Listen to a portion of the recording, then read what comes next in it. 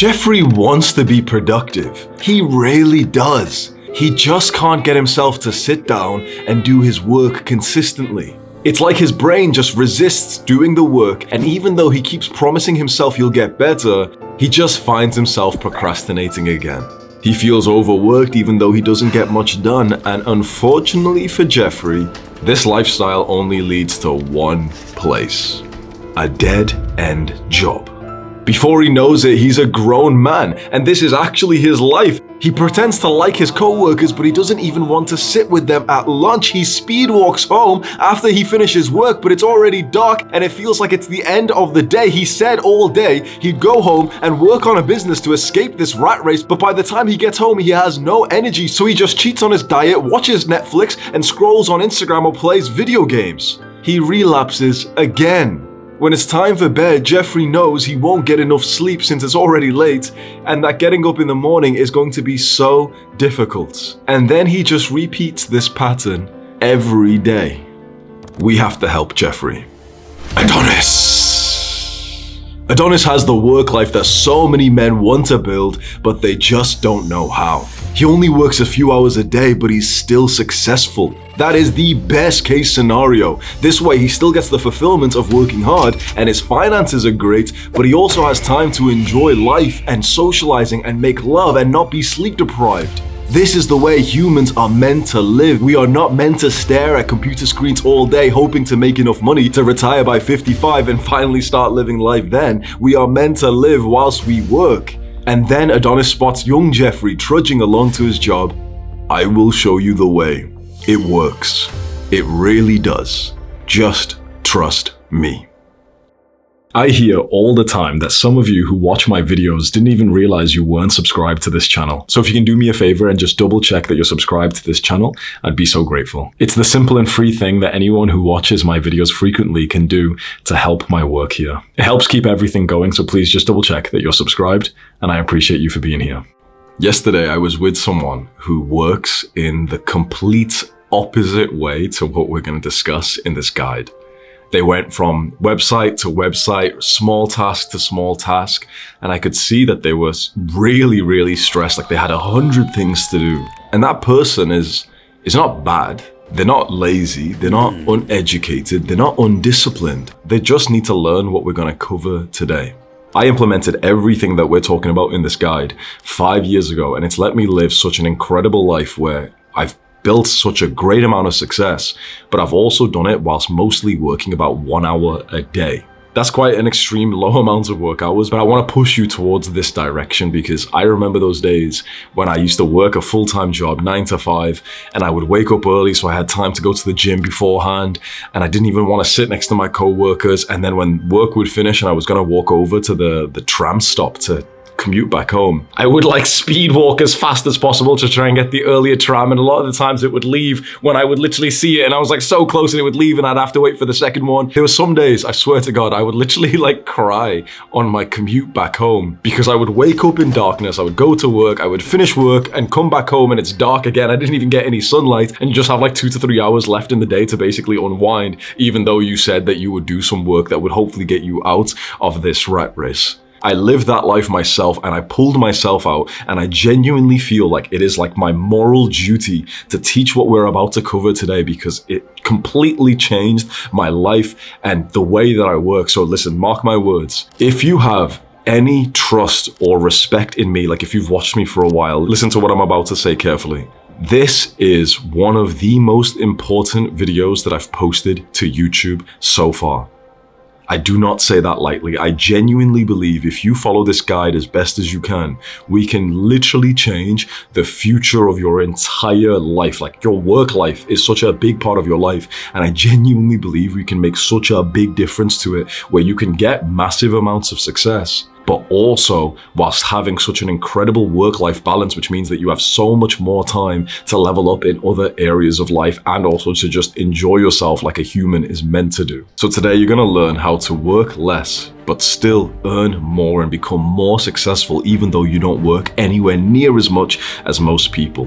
We're going to cover the history of like work-life balance. How have humans worked and had leisure time before in the past? Because it's going to be so interesting when we break this down, and you're going to realize that the way that we work now is actually so unnatural compared to like the caveman days and the agriculture days. We'll cover the 4 levels of ambition and how this goal of making money but also working less is actually the highest level of ambition, more than the goal of most people that you know who just want to make money but be busy as well. We want to make money but not be busy, which means that it's actually harder. This is the higher level of ambition for more disciplined people. And then I'll present arguments of why working hard actually makes less money now. Like, working hard can be a good thing, especially if you work hard generally on 10 different areas of life. But working hard just to make money actually often makes less money now. And I know there'll be some people who will just completely flip out and think, no, wait, like, you know, working as hard as possible is a really good thing.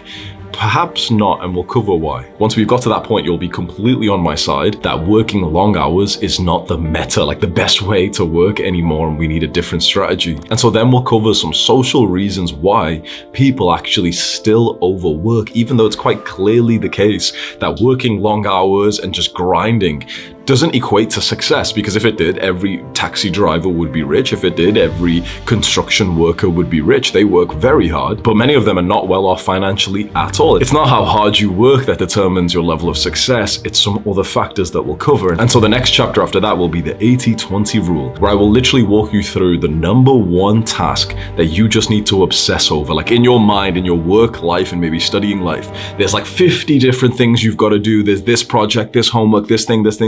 Actually, there's just one task that if you do well, you will get all the success.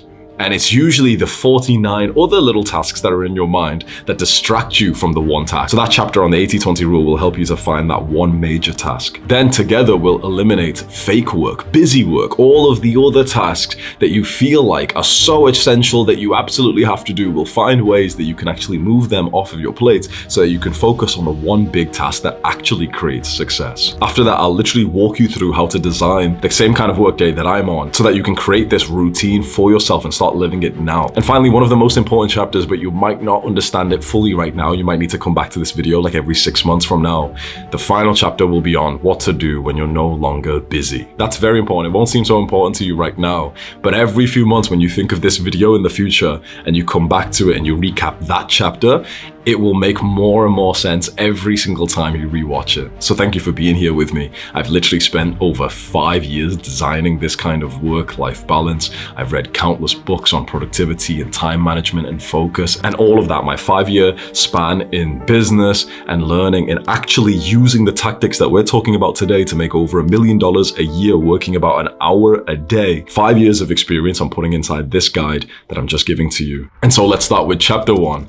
The history of work-life balance. Let's split human history into 4 stages and compare how work-life balance was on a timescale.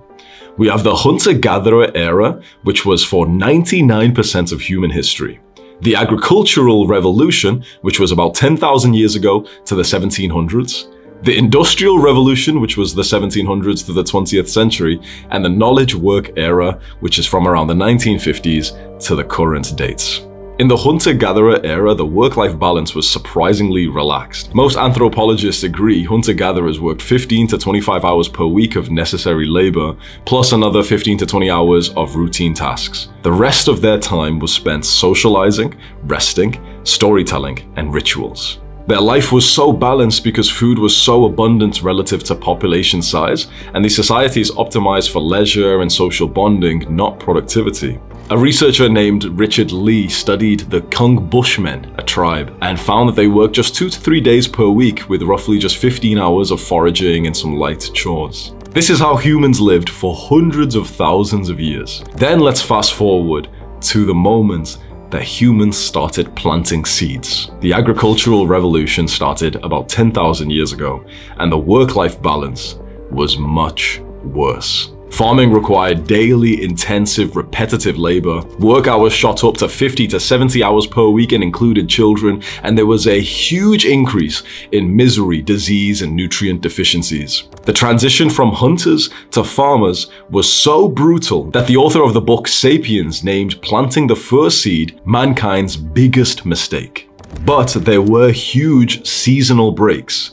Medieval European peasants typically worked only 150 to about 180 days per year. Half of the year they were off due to winter, religious holidays, harvest completion, bad weather, and feast days. So they worked roughly 40 to 60% less than modern full-time workers. So the agricultural revolution was mankind's biggest mistake. And yet they still work like 50% less than we do right now. And then we have the Industrial Revolution from the 1700s to the 20th century. This was the worst period of the work-life balance. Factories ran year-round, so there was no seasonal rest, 70 to 100-hour work weeks, 6 to 7 days per week, children included, and minimal holidays. This is when modern burnout effectively began. Life became fully structured around work and people lost their natural ebb and flow of agricultural seasons. People moved away from their families' farms into the cities where the factories were. So they lost that sense of community and ownership that they had hundreds of years ago, where you would have worked on your father's farm and then taken over once he passed away. Now you were just a cog in the machine for some big factory company that you didn't even care about. And then we have the knowledge work era, which started in the last century up until now. The work-life balance was better in theory, but it's worse in practice. It's officially usually 40 hours per week, but realistically, there's constant communication, email, Slack, notifications, and calls. Even when you come home, the physical exhaustion is very low compared to factory or farm work, but the mental exhaustion is just so high. There's less deaths in the workplace, but misery is much higher. Work leaks into evenings, weekends, and holidays because people are just constantly connected to their smartphones and laptops. Knowledge work doesn't have seasonal breaks or hard boundaries, so people rarely feel off. This is why even though the total amount of hours clocked in per week these days is lower than what it used to be 100 years ago, the feeling of burnout and depression seems to be so much higher because even though you only get paid for 40 hours a week in a normal job, you actually feel connected to the job for like 60, 70 hours per week. The big conclusion for all this is that we evolved for periods of intense work, followed by periods of fully present leisure and social time. Only in the industrial and digital eras did we lose the natural cycle of effort followed by recovery.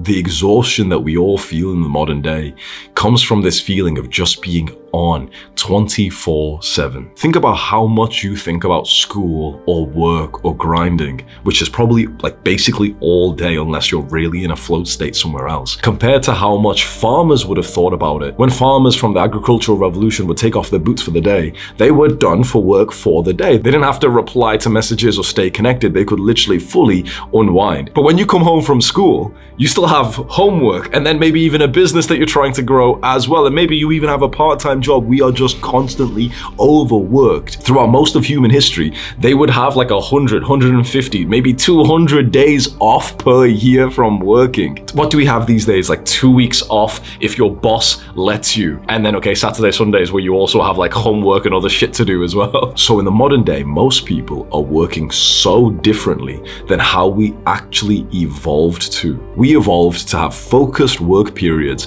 but then once the work is done, to be fully present in our social life, in our leisure time, in relaxing, unwinding, and sleeping as long as possible. But these days, we're distracted in our work hours. You know, a lot of people are working whilst they're checking notifications, and so their flow state, their focus is disrupted, which means that they have to work longer. But then also, when they finish work for the day, they're not really finished because then they get an email from their boss, they've got homework to do, they've got the side hustle, we've got this thing and that thing, which means that we just feel chronically burnt out and overwhelmed. And you're not a bad person for this. You're not lazy. I know extremely disciplined people. I know competitive pro athletes, people who are so disciplined and they have an amazing mindset, and they still feel the same burnout as we all do in this digital era where there's like countless tasks. There's always more work to do. I wanted to include this bit about like the history of how humans worked because I don't know why, but for some reason I like to try to emulate how humans used to live in some ways back in like the caveman days. Of course, you know, look, not all of that's going to be realistic. There was a lot of things you wouldn't want to emulate from the older days,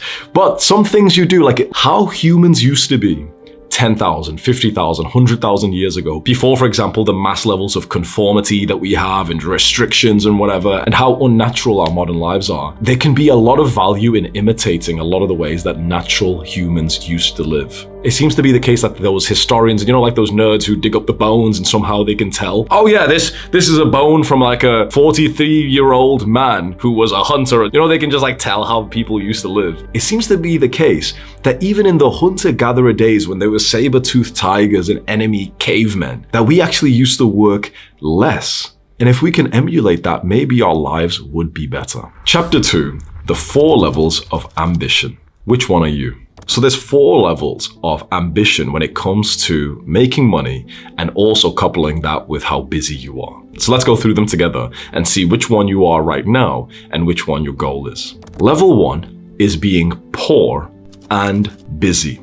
So I want you to imagine an overworked mother. She has 2 jobs, but she barely makes ends meet. She's poor, but she's busy at the same time. Now imagine a young man who's in school, but his grades aren't phenomenal, so he's probably not going to get a career opportunity because of his academics. But then also he's got maybe a part-time job just to make a few $100s a month. And then also he's trying to grow a business at the same time. He's poor and busy at the same time. Hopefully people who are poor and busy are building up something that will help them to become rich in the future. But for right now, they are in the worst case scenario because they're poor. Okay, that already sucks. But then they're busy at the same time because level 2, like the second level, one higher above that, is actually interestingly poor and not busy. Imagine there's like a poor person in your city who has so much more fun than you do. He's not busy because he's just like lost his job and he's on benefits, or he only works part-time, he's not even in school anymore. But he actually has time to sleep as much as he wants. He spends a lot of time with his friends. Like in the UK, these are the people who will go to the pub and they'll buy like a pint of beer and they'll sit with their friends, like they've got social connection. He actually has more sex than you do. Every few months he saves up a couple $100s and he ends up getting a new tattoo, or he goes to a festival. He's still poor, like he has less than like $1,000 in his bank account, but he's not busy.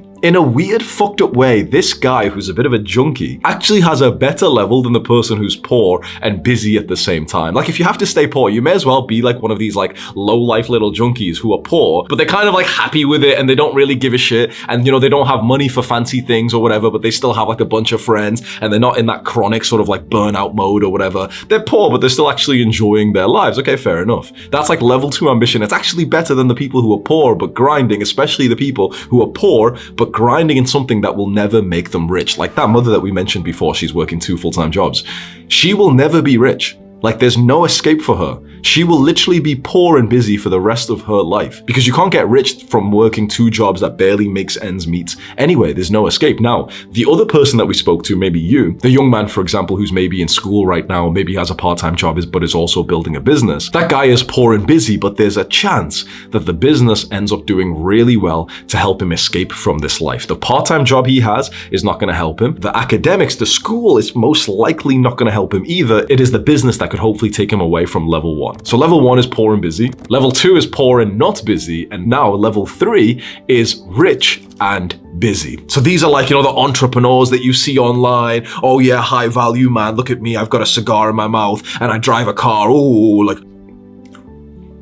you know, these are the people who like, wow, they're like the height of society. Wow, he's rich and he works all the time. Look, he's taking an important phone call. Okay, this is nice. This is like how your parents view like doctors. Wow, like he makes like 60K a year. Look, he's so professional. He's in the hospital all day. Most people would view this as the highest level of success. Wow, they make good money and they're really busy. Once you hit a certain level of awareness, you start to see holes in that kind of lifestyle. The doctor, okay, he makes 60K a year, 80K a year, let's say $100,000 a year, nice. He also works 24-hour shifts. He also has to sleep inside of the hospital. He is sleep deprived. He has to go from patient to patient and hold in his shit and his piss because of how busy he is.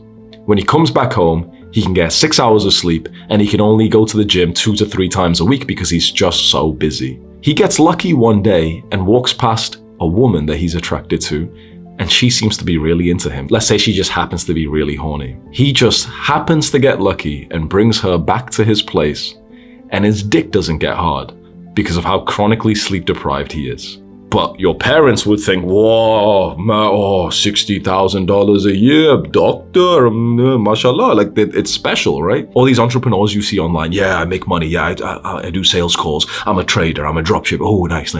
I'm friends with people like that. And we organize to do things together, like go to the gym. And I will go to the gym at the time we said, like 9 a.m. And they'll text me and say, oh, bro, I'm so sorry, I can't come. And then they won't show up. And then they'll text me a few hours later and they'll be like, oh, bro, I'm so sorry. I just woke up. I had to do this call at 1 a.m. I had to do this call at 2 a.m. I see people like this every day. And every single one of them are like sleep deprived and they're all jealous of me.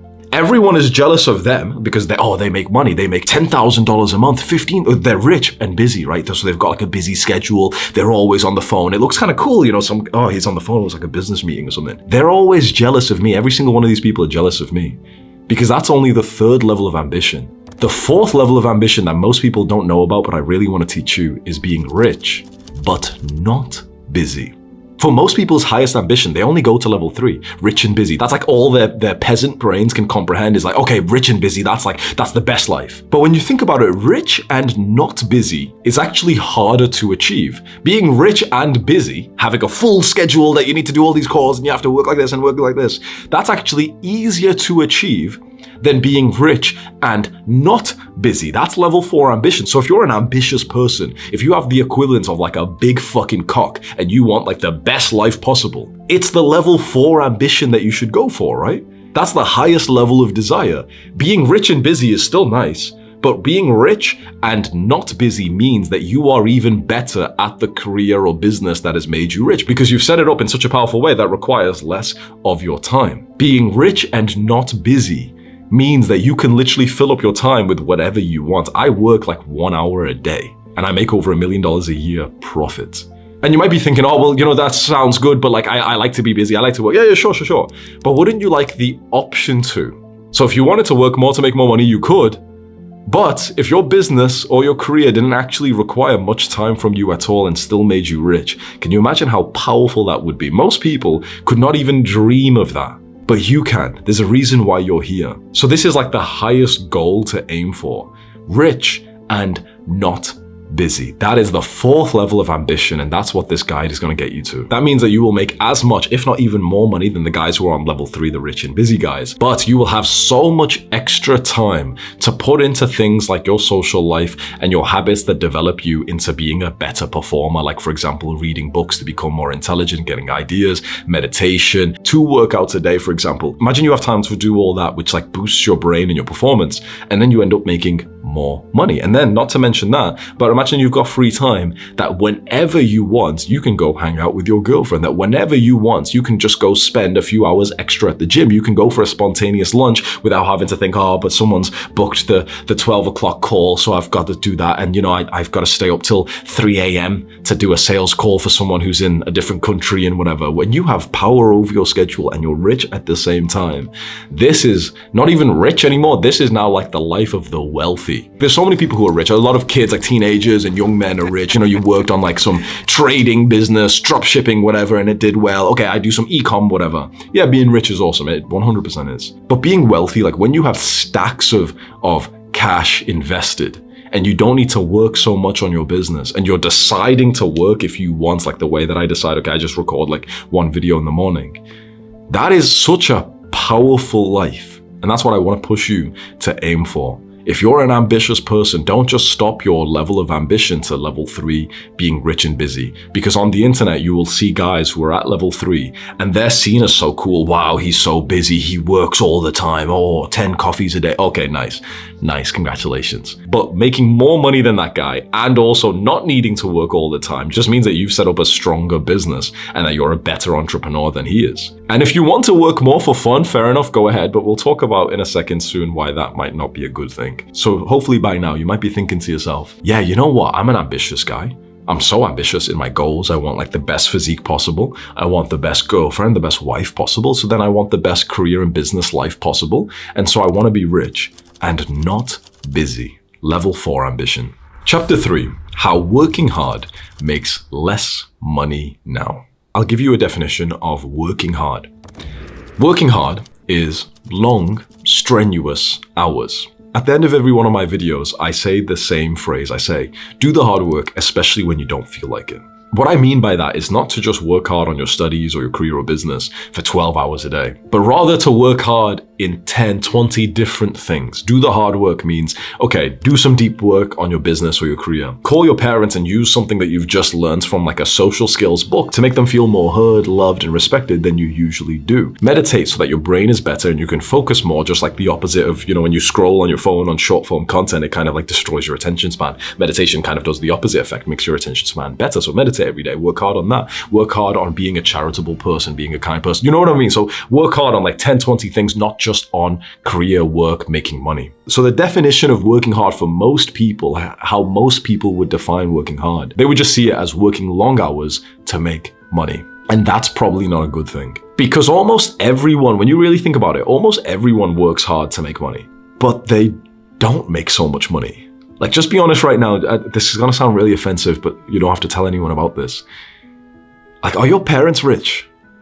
Because chances are for you and everyone else who's watched this, your parents have worked long, strenuous hours for the last 2 to 3 decades, like imagine 20 to 30 years working full time.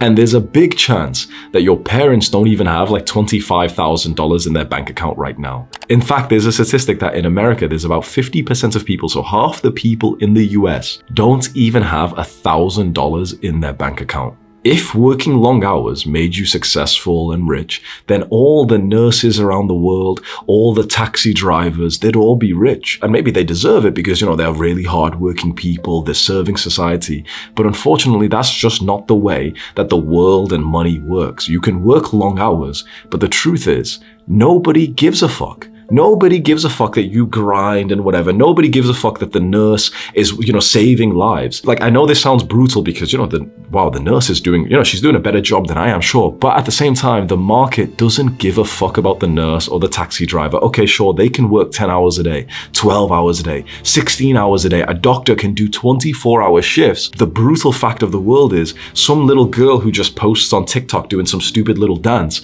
will make more money than him. The world, basically other people, they don't give a fuck about how hard you work. It's just that simple. And it almost hurts to hear that, especially when you think of these people who are doing like really good careers, firefighters, doctors. But in the fucked up modern world we live in, working long hours and working in some like serious career is not the way to get rich. If you want to work these jobs, by the way, for fulfillment, fair enough, go ahead and do that. But we're talking about just like maximizing the amount of money that we make in this guide. And it's not from working long hours. Hard work, long, strenuous hours, used to equal more money, but not anymore. Back in the factory era, remember we were talking about the Industrial Revolution. If you worked more hours, then you would make more money because more hours equals more output. But that world is gone. Now, to get rich in the modern day, it's not about how many hours you work. Nobody gives a fuck how many hours you work. It's about the impact that your work has. And your creativity, your intellect, it actually collapses and fatigues with the more hours that you work. Your body can work so many hours, right? If you're like a taxi driver, bricklayer, it's not uncommon to do 12-hour shifts when you're just using your body. But your mind, especially for intellectual work, for creative work, can often only work a few hours a day. If you research like any of the geniuses through history, many of them have biographies which state that they only work like 2 to 4 hours a day, which is really insane. When you think of like some of the hardest workers in history, the people who invented the light bulb and Thomas Edison, gravity, like all these like legendary people, there's so much evidence that they would maybe work like 1 or 2 hours in the morning, then they would go for like a 2-hour walk and they would read and they would eat lunch with their family and they would like write letters to people they cared about, and then maybe they do like 1 hour extra of work per day. Many of them just worked extremely deeply, extremely focused, but not for that many hours, because if you work like 10 hours a day with your mind just turns stupid. It turns into mush after a few hours. Like, there's a reason why I only record for like a maximum of like 1 hour every morning, because otherwise your mind just gets kind of fatigued. And yeah, sure, I could record for 5 hours a day. I could keep talking, sure. But the quality of the advice that I would give, my performance, the impact that the video would have would drastically go down the more mentally tired I am. You don't watch me for how many hours I record. Like, when you think of clicking on one of my videos, you don't think to yourself like, oh, Hamza, if he worked 12 hours a week instead of 7, I'd watch him more. No, it's just like, does the advice help you? So thinking and intellectual work is often the bottleneck in the modern day ways of making money, not effort, not hours. And when someone sacrifices sleep and social connection to work long hours, what they're really just doing is de-optimizing their brain, because things like sleep, exercise, sunlight, social connection, those things are so good for your brain that they'll literally make your brain more intelligent. You'll make better decisions, you'll speak better, you'll present yourself better, and your impact in your work will be higher. But the type of person who works really hard and he sacrifices sleep and he, flexes on the fact that he only sleeps 5 or 6 hours a night, his brain is worse, he makes worse decisions. Yeah, sure, he works more hours, but the work that he does is just shit because he's sleep deprived. And here's a fact which I know almost everyone is going to disagree. This is like an unpopular opinion. There's actually not that much work to do. Everyone thinks that there's like 10 hours of work you could do, or you could do this task, this task. We'll talk about soon how most of the work tasks that you could do are literally just pointless. I know that this probably is going to destroy your ego, your perception of the world in some ways, but I will literally walk you through in a second in like a later chapter of this video that like most work that you can spend so many hours on is actually not going to give you any results whatsoever. Only a small amount of work actually helps you to make money. Most work we do is kind of like busy work. It's what I call fake work, where it's like you feel like you're productive, you feel like it's supposed to help you to become successful, but really it makes no difference. And in fact, it often just like sacrifices a lot of success. So for YouTubers, it might be checking comments all the time and changing your profile picture. And for, checking all the admin emails, I've got to do this, I've got to do this, I've got to do this, all these little tasks you could do, you feel productive. And when you feel productive, you think you're going to make more money. But really what you're just doing is distracting yourself from the big tasks that are actually going to make money. So when you are open to working 8 hours a day, 10 hours, 12 hours a day, often you'll actually get distracted from the core task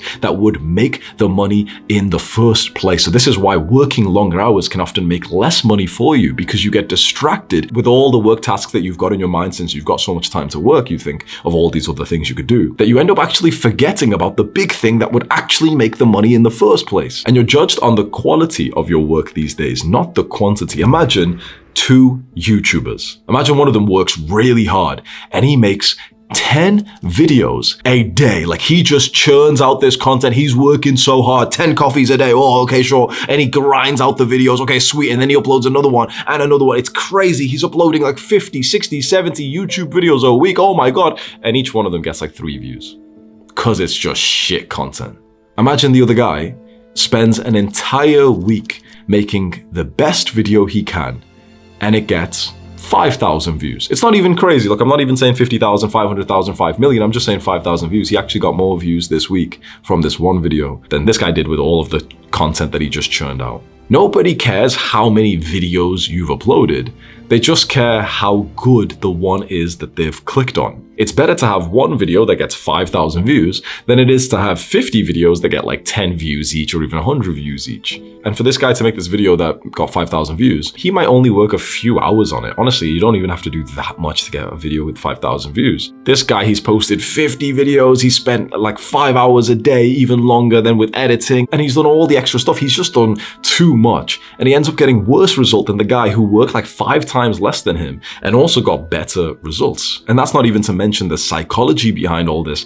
The guy who works less has more of a sustainable career in business. He will experience burnout less and he'll want to quit less. He'll be able to prioritize other things sometimes. Imagine he has a child, or imagine he has an injury or a sickness. He'll be able to maintain his slower pace of work so that he doesn't want to quit when things get tough. But the guy who's working long hours, well, he's gonna quit when things get tough because it's not sustainable. And also look, life isn't just about making money. Working long hours will often make you less money because your brain's tired and you're not producing the highest quality work. That's one thing. But also working long hours will just turn you into like a one-dimensional man whose life is all about making money. Like there's people who would literally mock you for the fact that you go to the gym to build like a good physique, because they'll say, oh, well, it doesn't help you to make money. First of all, it actually kind of does because of the halo effects. But 2, yeah, but it's not everything has to be for money. Maybe you just want a sexy physique because it makes you feel good and it helps you in other areas of life. And then the same with, for example, meditation, the same with, for example, cold exposure and every other healthy habit you could do. There's so many things that probably don't don't directly help you to make money, but they give you a better life overall. And what I notice for the people who really reject this message that I'm giving to you today about like working less to make more money, they have this hatred for anything that they can't see directly make them money. Like if I tell them like, oh, I went to do, I don't know, some mobility class, they'll like look at it weird and like they won't see how it's productive because it doesn't help them with the one goal they have in life, which is to make money. And when I see people who only have one goal in life, which is just to make money, for me personally, I just think it's kind of pathetic. Like they've reduced their entire existence to just making money. I'm ashamed to be in the same space as a lot of like these sort of, you know, the men who speak online, like these fake alpha males, because like their whole life just seems to like the way people online speak about money and the way people in real life as well. It's like they care about nothing else.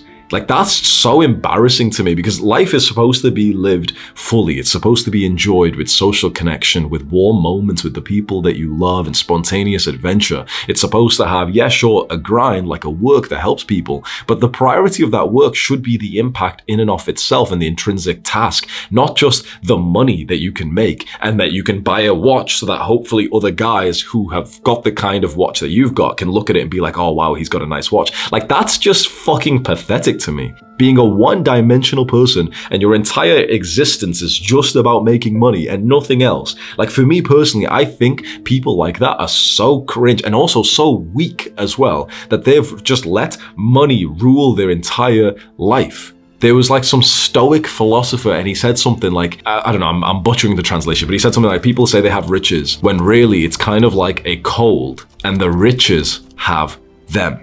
If you're not careful in your pursuit of making money, you can basically turn into like these weird like Jews, basically, like how most fucking young men seem to be these days, where all they care about is making money. And when you speak to them about some healthy things you do, they just can't see why you do something like that because it doesn't make you money. Like for example, one of the things I like to do, I like to journal. It helps me to clear my mind and it helps me to feel sort of grateful and more intentional with my life. And it's also helped me to become more successful. I'll say this to some people who are in this like Jew mindset, I only care about money, whatever. And they'll look at me weird, be like, yeah, but that doesn't help you to make money. When someone said that to me, I was like, holy shit, like what a pathetic life you live that the lens that you do anything by is if it helps you to make money or not. And the thing is, I have actually been like that as well.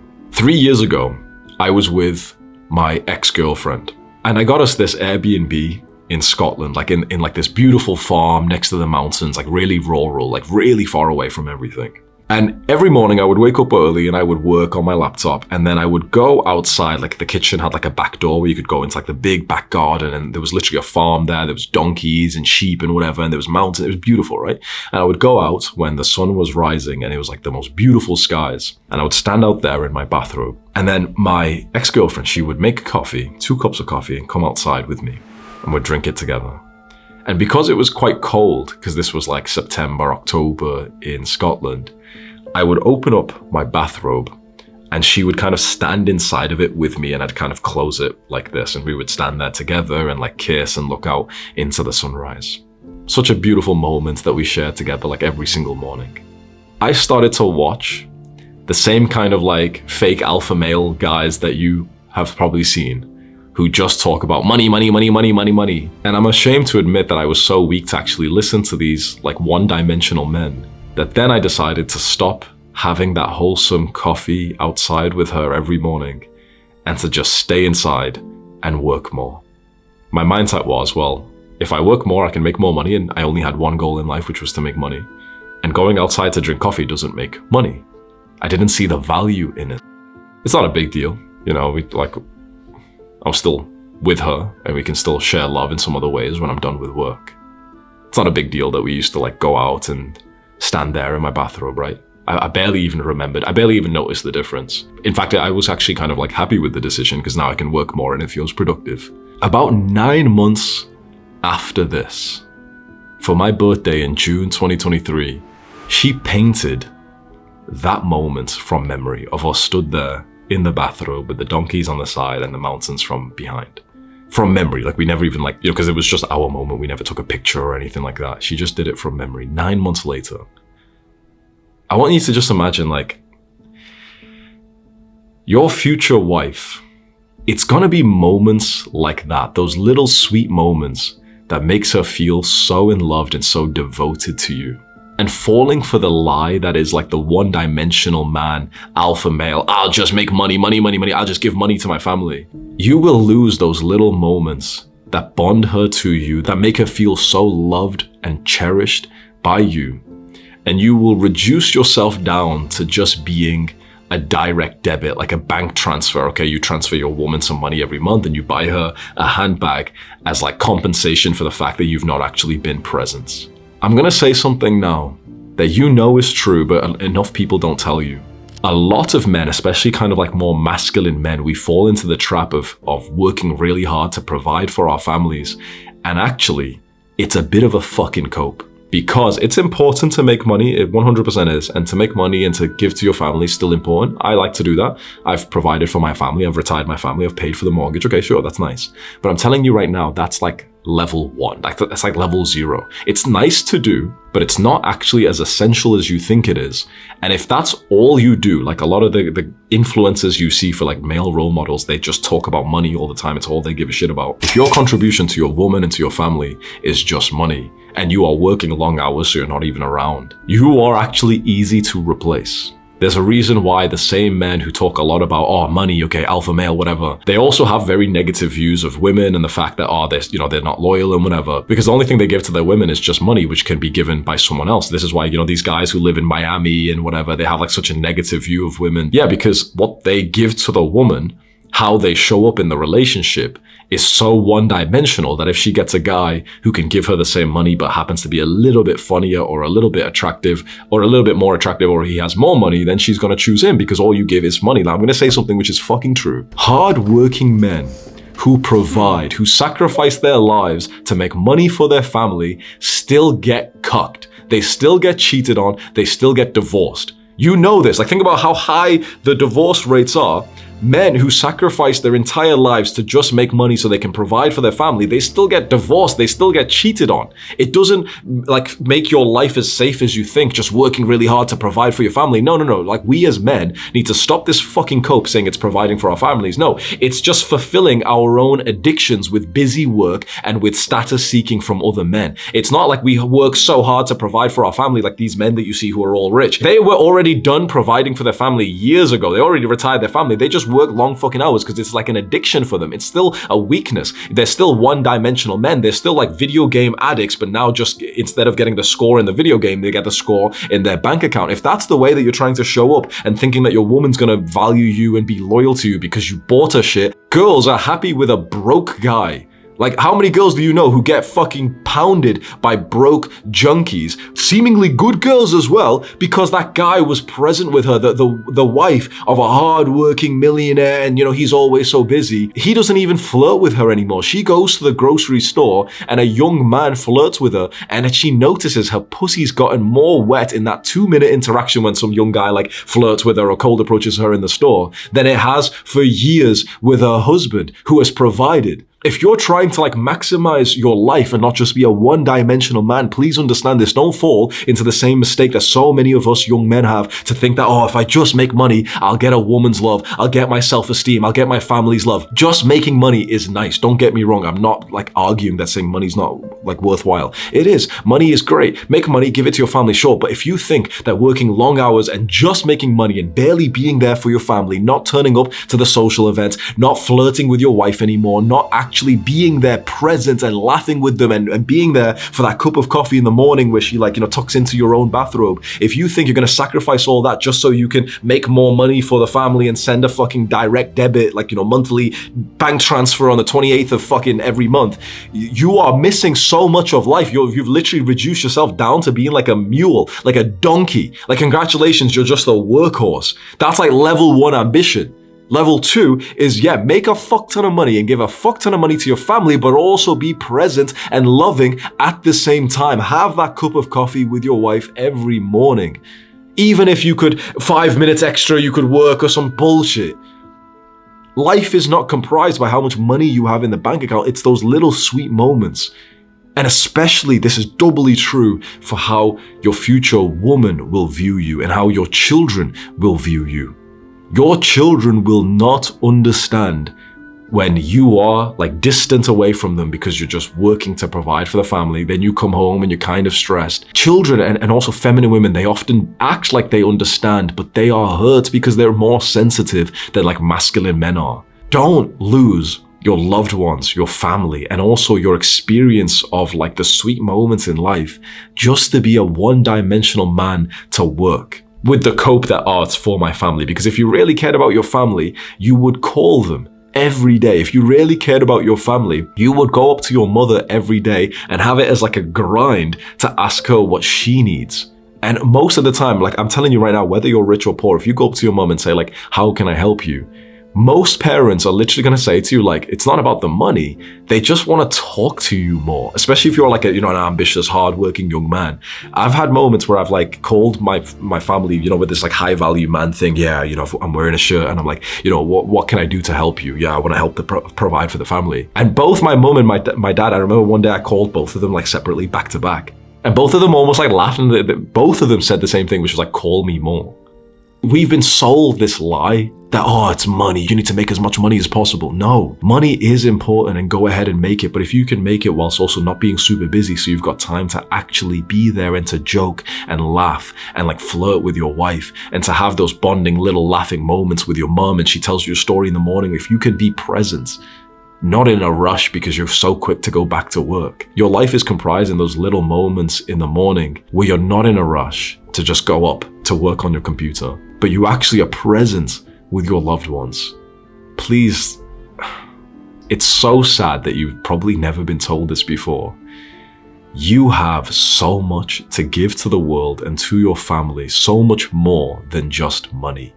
Please don't reduce your own like worth in this world to just how much money you make. It's one of the greatest mistakes that men make.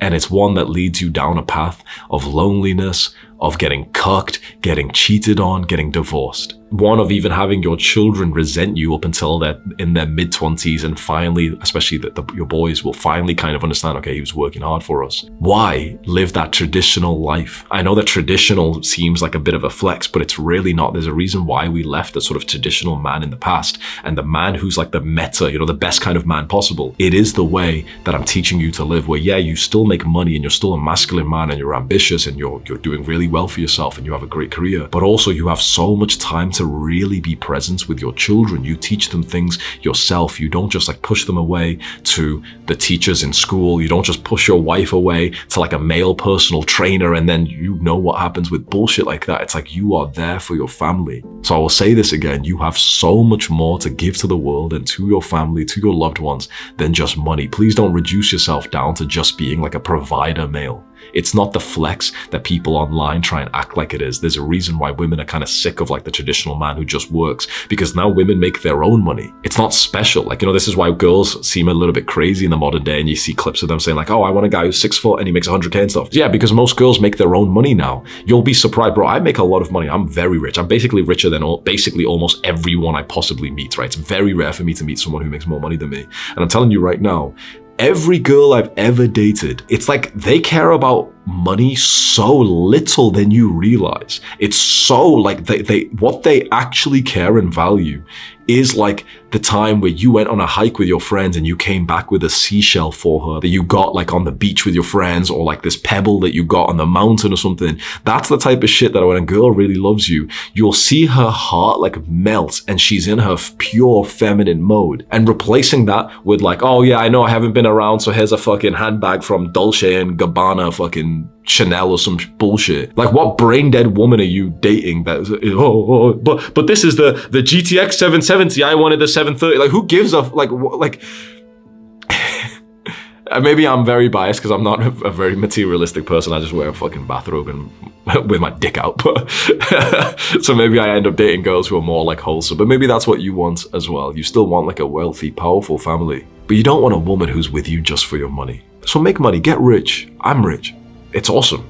I'm not saying it's a bad thing, but maybe get rich in a way where you're not sacrificing the rest of your life and you still make time for those little habits, like that cup of coffee in the morning when you stare out at the sunrise with your wife every single morning, and you never feel like rushed to quickly go work for an extra 5 minutes to hopefully make another few dollars that day. So overworking long hours doesn't just make you less money now because of the fact that it kind of deteriorates your brain, and it doesn't make you the kind of optimized high performer that produces the highest quality, impactful work that actually, has huge leverage and can make way more money. It makes you less money working really long hours. And also it turns you into like a one-dimensional man where you're just making money.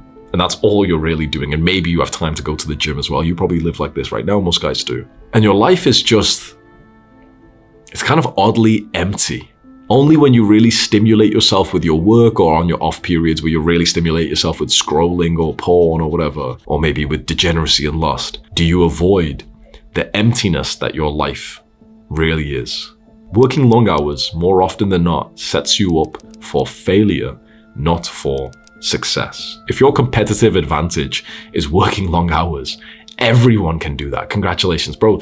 Kids around the world work long hours. Retards work long. Everyone can work long hours. It's not a competitive advantage. What would you rather be known for? Working long hours, which everyone can do, and also just makes your life kind of one-dimensional, or being so effective at the few hours that you work that you shock people of how good your work is and how impactful it is. The second one, of course, right? Like that's real success. That's like being a high performer. Like if you could make $1 million a year working 60 hours a week, or you could make $1 million a year working 10 hours a week, you'd be a fool to choose the 60. There'll be like some smart ass trying to say, no, but 60 because, I'd be busy or whatever. No. You'd choose the 10. And if you really wanted to fill up your time because you'd be kind of bored if you had nothing else to do, okay, sure, you'll do it with other things that you chose. But you're a 6 times better entrepreneur. You're 6 times more effective working 10 hours a week rather than 60 hours a week if you make the same amount of money. But what I'm saying to you is not that you'll just make the same amount of money. You probably think you'll make less. No. You'll often make more. I promise you. That's what we're going to cover in a second. You'll often make more money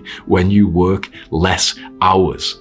Honestly, it's kind of like, let me just tell you, like if you're a bodybuilder, like if you go to the gym, if you do weightlifting, right? Imagine I said to you, today we're going to do a very simple chest day. We're going to do bench press and we're going to do 10 sets. The truth is, if you knew we were going to do 10 sets of bench press, I guarantee each set you did was going to be like a bit of a pussy set. It is. You'll probably get close to failure, maybe 2 to 3 to 5 reps in reserve, and some sets were just so weak, especially the first few. Imagine that in one scenario compared to another day. Me and you go to the gym and I said to you, okay, we're going to do chest, we're going to do bench press, but we can literally only do 1 set. The moment you rack the barbell, we are done with the workout, and we want to make as much muscle as possible. Imagine how strenuous that set would be. You'd hit it, you'd get close to failure where you probably would have stopped in the first, scenario where you had 10 sets. But this time you'd be thinking, okay, well, when I rack it, it's done. So fuck it, I'll get to actual failure. So you'll go for the next, you go to the next one, okay, push, and you'll maybe just get this one, and then you'll go for another one. And this is where I'll help you. I won't just take the bar off you. I'll help you slightly, and you'll get another like half rep, and then you'll go for another one. And I'm surprised, wow, okay, we're really getting close to failure. And then at this point, it's just me, like bicep curling basically. But you really hit failure because of the fact you reduced the volume, the intensity, the efficiency, the effectiveness goes up naturally. If you increase the volume, the number of sets in the gym, or the number of hours you work, naturally, the efficiency, the effectiveness, the focus goes down. You can often make more muscle in the gym by doing less sets, even though technically that doesn't really make sense because you're just doing less, but because by doing less, you often do it better. And it's the same way in your work life. You can often make more money and have work that is actually of higher quality when you work less hours. Now you're probably starting to understand why this is a weird secret competitive advantage, because I'm not just saying that this is going to give you a better life overall and you'll work less so you'll have more time to live like a healthy, natural human like we spoke about with those cavemen that, only worked like 20 hours a week. Sure, that's really nice. But I'm also saying that not only will you get the well-balanced life, but also that you'll often make more money doing this as well. So let's go to the next chapter. Chapter 4. Why do people still overwork? It's pretty clear to many of us that the people who are overworking, who are working really, really hard, they don't often become successful. The taxi drivers, the janitors, the nurses, working hard, we now understand, does not correlate with getting rich and becoming successful. Why do people still overwork? Well, there's one major reason. It's like social stigma. There's the fear of judgment, like being seen as lazy. Like look at the view count on this video. A certain percentage of the people who have viewed this video literally have parents who would be happier if they were suicidal and depressed but they just got better grades. Your parents would be happy thinking to themselves like, oh yeah, little Timmy got a good grade today. And the signs of you being depressed and being so unfulfilled and being overworked, they'll almost like ignore it, because most people in the modern day, they'll just judge you on how successful you are. Not on how much of a good person you are, not on how loving you are or how loved you are, but just on what grades you got on school or how much money you make. You know that's not even crazy, like unreasonable what I'm saying, and it might even be you. There's so many people who literally have parents whose parents would be smug and happy even if you were suicidal, just if you were making more money or if you got better grades in university. Like, how fucked is that? So this is one of the reasons where so many young people are overworking and just working themselves to death and studying for like 10 hours a day and just being chronically stressed and constantly just thinking that they've got to be working and doing something productive because of this amount of pressure that other people are putting onto us. And in fact, we're even putting onto ourselves. But also, overworking feels safe. Like, it feels kind of nice to be busy every day. And you've got to ask yourself why. I heard like what I call like the fake alpha male influencers. I heard them over the last few years, you know, like loads of random guys go viral talking about like, oh, money, girls, whatever. There was one thing that every single one of these sort of influencers said who have massive influence over young men, that they like to work like as much as possible all day. Everything I do is work. And then a bunch of my own friends started to say this shit. I started to feel it as well. It feels productive to work all day. What happens when you don't work? How would you feel when you are not working? Good or bad? Bad. Why? It's so interesting. Why would you feel bad when you're not working? It's because for most people, this is going to sound a bit deep, but for most people, they are actually using busyness to mask over the shit that they haven't healed from. Busyness is like a great cover-up for the unprocessed emotions and for the struggles of life and the big questions that you don't want to ask. Like, if someone, like, imagine you take one of these like ambitious young men who really wants to work hard, whatever. If you take him and stop him from working, what's he gonna do immediately? He's going to go and do bad habits right away. Why? Why would he just start to overeat junk food? Why would he just start to get into degeneracy and hookups and lust and porn and masturbation or play video games? Because when he isn't working, he feels bad. So instantly he wants to go cover up that bad feeling with those addictions. If we then stopped him from the bad habits as well, so now he can't work and he also can't do any of the bad habits, imagine if we just lock him in a room, he would feel terrible, but slowly he would start to figure out why his sort of natural sense of the world is so negative. It's because he hasn't processed the pain of his childhood. He hasn't processed the pain even of his like first breakup from years ago. We use all these things in the real world, like for example, a lot of the bad habits, like a lot of guys use porn, masturbation, video games, junk food, all this like drugs and all these kinds of things. Because if you just sat there and you weren't working and you weren't doing a bad habit, you wouldn't feel so good. Not because that's just how life is supposed to be 24/7, but because you literally have been hiding away from the pain of dealing with some shit in your past. And so you need to actually feel bad to heal from that. This is how you heal like your inner child. This is how you heal trauma. You have to like sit with the pain and just feel the pain, but it takes fucking balls to do this. It's so much easier whenever you like sit still and don't do anything and you start to feel anxious and you start to feel depressed. That's like your real heart and soul speaking to you and saying that something is wrong, and instead of listening to it, we just busy ourselves and we just like go and work instead. Oh, I don't want to feel that shit. Oh, I just feel bad when I'm not working. I'm just so chronically bored. Yeah, because there's something inside of you that you need to actually witness. It's like your scared inner child is making you anxious for the future and you keep like pushing him away to just go and work more. You need to just exhale and realize there's so much beauty and strength into doing nothing at all, into just pondering and contemplating. This is what every like strong, real strong man in history has done. You just sit there and contemplate. Don't busy yourself with work, and definitely don't busy yourself with the bad habits. If you just sit there and ponder and contemplate why you are feeling certain things, you will start to heal these pains that have been inside of you all this time. Most people are just so weak that they run away from those emotions. They run away from those thoughts.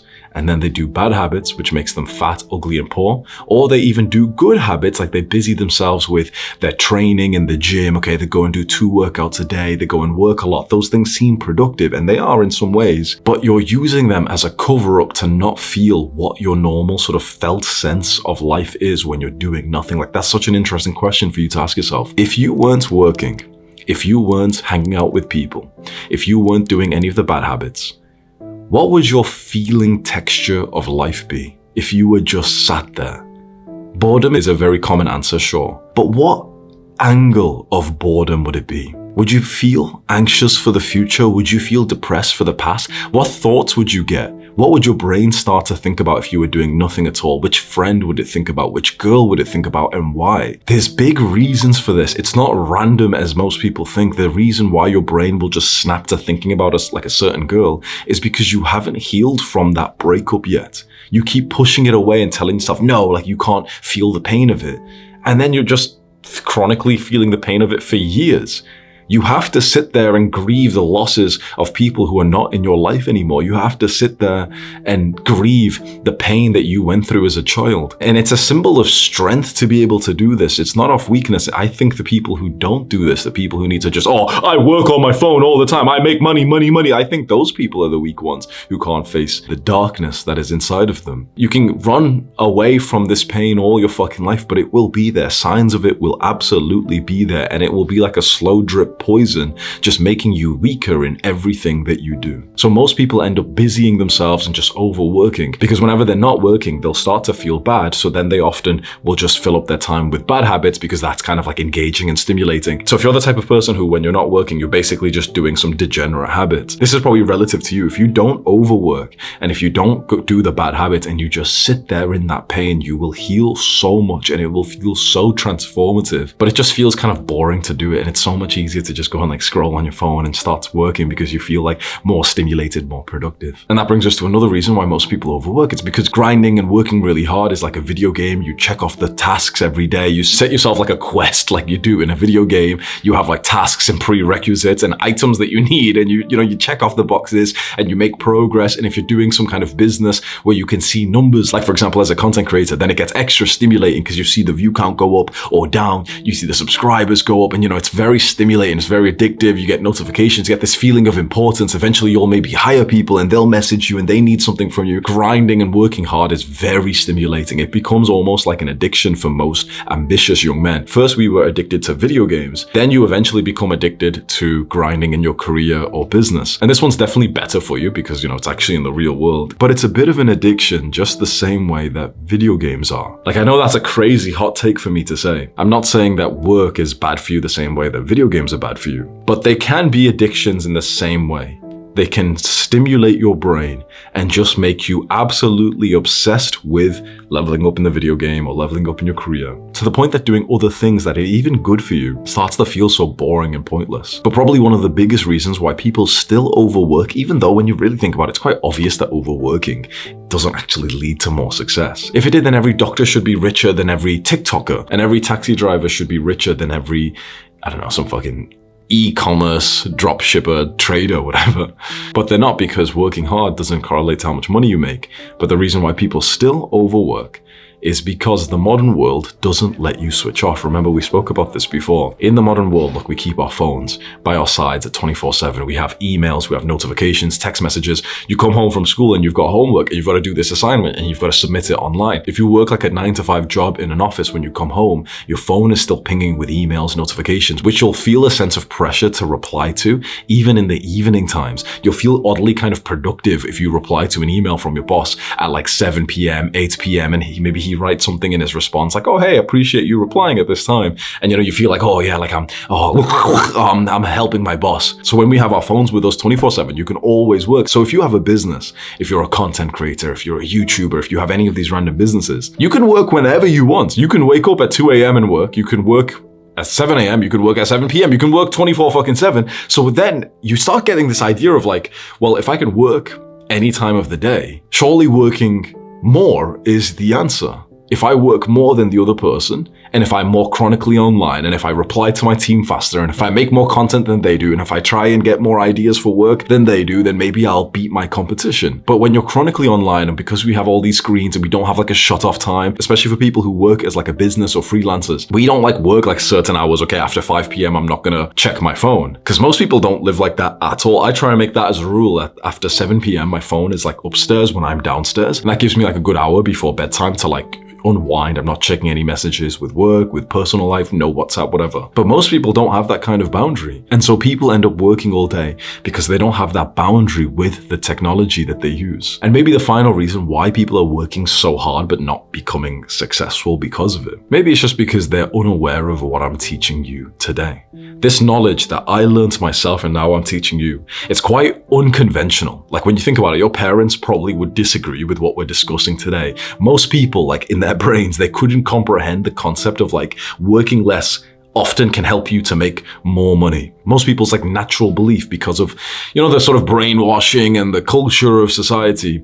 Most people's belief is if you work more, then you'll become more successful. If you work harder, you should be able to make more money. I'm giving you this education to help you challenge that belief today. But before you clicked on this video, you probably were the same as your parents in believing that if you worked harder, you'd be making more money. You probably, without really being consciously aware of it, believed that the reason why you're not making the money that you want to make is because you're just not working hard enough, that you just need to work harder. I've challenged that belief for you today, which could be really valuable, but most people don't get this kind of mindset. So make sure, by the way, you subscribe to this channel because I'll keep making guides like this that help you. Chapter 5, the 80-20 rule. Okay, from now on, let's actually break down the ways on how you can work less and earn more. Let's travel back in time to the late 1800s in Italy. An economist named Wilfredo Pareto was walking through his garden and he noticed something strange. 20% of the pea pods produced 80% of the peas. Just a small part of the plants were giving almost all of the food. And Pareto was curious. He wondered, does this happen anywhere else? So he looked at the land ownership records of Italy and he found the exact same pattern. 20% of the people owned 80% of the land.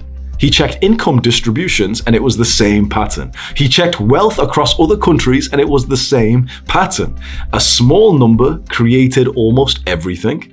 A large number created almost nothing. Pareto then spent years collecting data from different fields, agriculture, business, economics, and everywhere he looked, the rule kept showing up. A minority of causes create the majority of results. And that's when the idea became famous, the Pareto principle, now known as the 80-20 rule.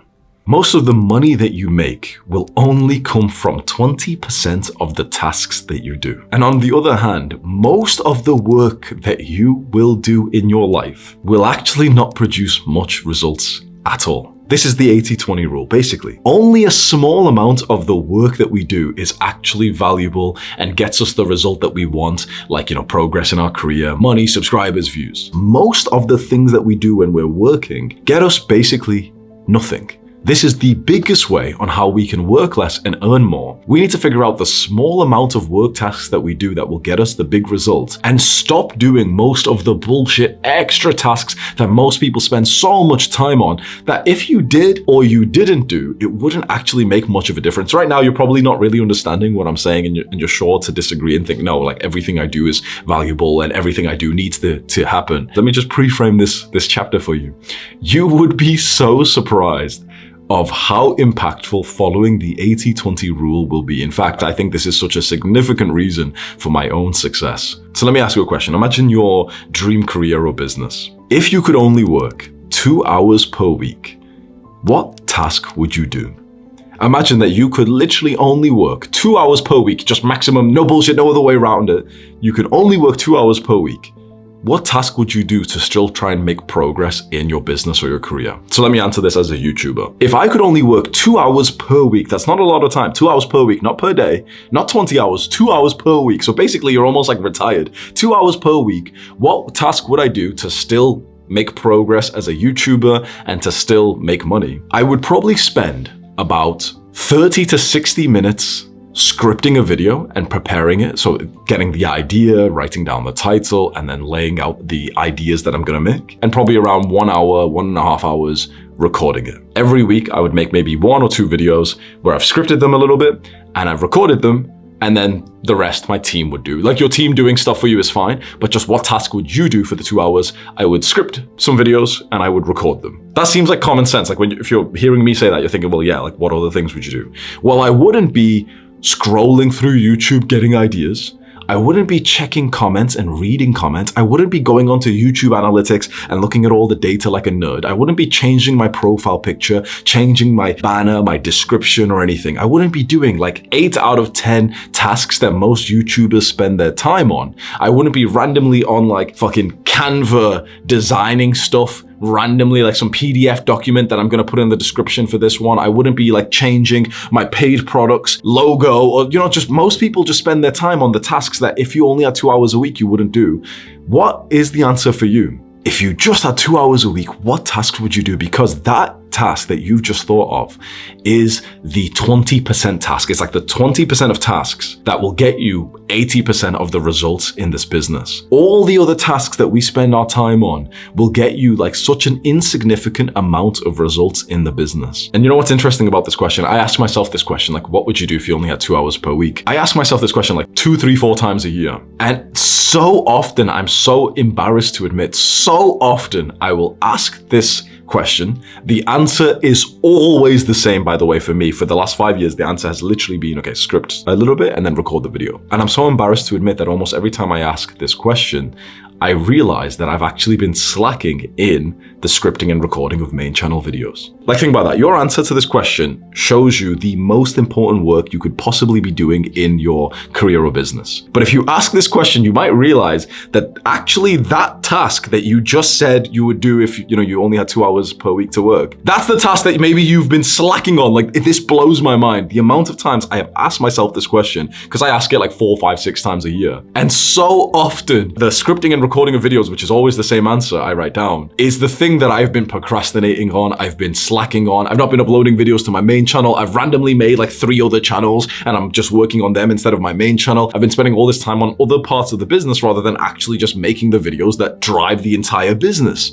You might find answering this question that you wrote down the answer that seems like common sense, and then you'll think, wait, that's the one that I've been procrastinating on most. You've been doing all of the other random tasks. Like, oh no, I've just got to like start an email newsletter. I've got to start this thing or this thing or this thing. Apart from the task that you've just answered is basically the most important thing in your work life. The beauty of asking yourself this question and of this mindset of like the 80-20 rule, figuring out like the 1 or 2 tasks that basically are the most important in your entire work life, is that it will draw like such a big spotlight onto them. And you'll get this sense of like, oh shit, like that's the thing that I've been procrastinating on. We busy ourselves with the 80% of tasks that get you like a small amount of results. And we often procrastinate on the small task that gets you the big result. So identify your 20% task. Just like Michael Jordan, one of the greatest basketball players of all time. But at the height of his fame, he had a big problem.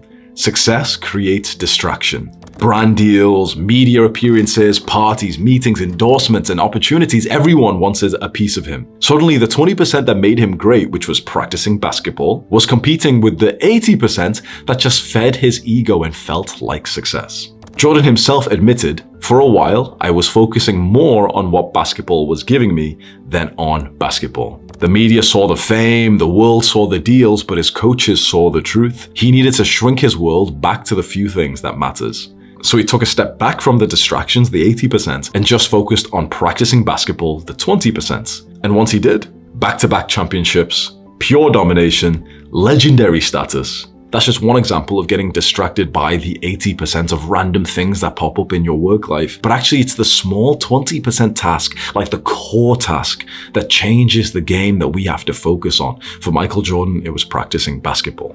Now imagine the anti-social writer. He doesn't reply to emails. He doesn't have many people in his phone contact list, but he quietly writes impactful books that changes the world. He still gets massive success because he focused on the big 20% task instead of all of the other things that most authors obsess over. So the big question for you to figure out is, what is your 20% task? What is the 1 or 2 tasks in your work life that will basically get you all of the results compared to all the other tasks you could be spending your time with? So for example, if you want to be an author, what would be the 20% task? What would be like the core task that would get you basically all of the result? Well, writing the book. That seems like common sense, but then you can think, okay, well, what would not be the big core task? Well, it would be tweeting every day and talking to brands and, just like, I don't know, the shit that fucking authors do, and they'll change their fucking Twitter picture and all these other things that they feel like they've got to reply to other authors, all these small things. They're just actually a big distraction from just writing the best book possible. Let's say you want to be an athlete, like you want to get into the UFC. What would be like the core task that could help your success? What would be the core task for you? It would be training. It would be practicing. What would not be the core task would be watching the weekly UFC fights with your friends and drinking beers. It would not be holding pads and actually training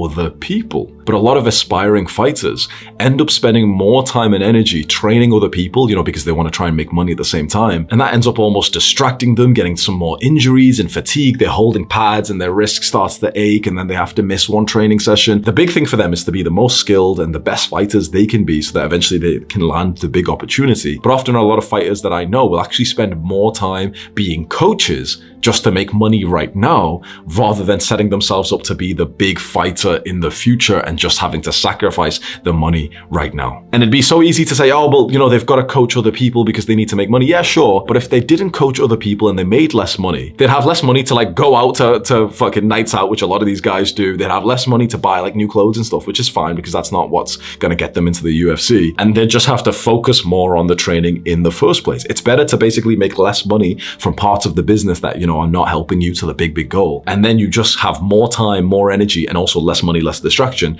to just spend on the big thing, which for a fighter would be, okay, well, just training and getting as good as possible. For a YouTuber or content creator, the big task will be making the content. All the other tasks like checking the comments and watching other people's videos and commenting on other people's videos, these are things that could potentially get you a little bit of a result, but they'll often be more of a distraction from the big thing. And you might start to counter what I'm teaching you here by saying, some of the things that we're almost disrespecting could actually still give you a bit of a benefit, right? So as like a YouTuber, the big task is like scripting the videos, recording the videos. But if we reply to the comments that people leave in our videos, we might actually get a bit of a benefit. You could probably imagine this, right? Like the YouTuber who replies to comments on his videos, he looks kind of wholesome, right? People kind of like him more because they see that he's interacting with his audience. Maybe he gets some ideas for more videos when he replies to the comments. He looks a little bit better. Okay, there's a bit of a benefit there. And this is what the author of Deep Work, his name's Cal Newport, he wrote, and it was so awesome. He said, avoid the any benefit mindset. When you're thinking of working less so that you can earn more money and become more successful,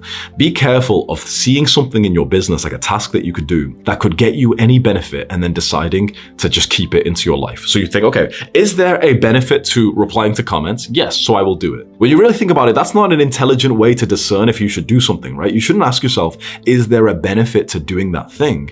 You should ask yourself, is the trade-off worth it? For the same example as like a YouTuber, is there a benefit to replying to comments? Yeah, sure, it looks kind of good, and maybe you'll get some video ideas. Is the trade-off of reading comments, feeling people's judgment on you, potentially getting captured by the audience and changing your own values and almost becoming like a fucking internet clown to appease the algorithm? Is the dopamine, the unpredictable rewards, the time as well, is that all worth the trade-off for potentially getting a couple of video ideas that you probably would have gotten just through your day anyway? Probably not. Don't wonder if there's a benefit to doing the 80% of tasks. Ask yourself if doing them is worth the trade-off, because I promise you this, please listen to this right now. I swear to God, this is so important. Really listen to this, okay? I promise you, you will, after like a few weeks of watching this video, start to do the 80% tasks again. All the other bullshit tasks that you could do compared to like just the core task. The core task for the writer is like just writing the book, but all the other tasks is like, changing your profile picture on Twitter and replying to people and changing your bio and all the extra shit that you could do, right? After like 1 or 2 weeks of you watching this guide, I promise those things will start to creep back into your life, because you'll see that you'll get a bit of a benefit to doing them. Like for example, if you happen to be a content creator, you might start to like check your Instagram again after watching this video, thinking it's productive, because what if someone DMs you and maybe you can talk to another influencer and maybe someone wants to pay you for a call or whatever. Yeah, these things can have a benefit, but I promise you this is so important.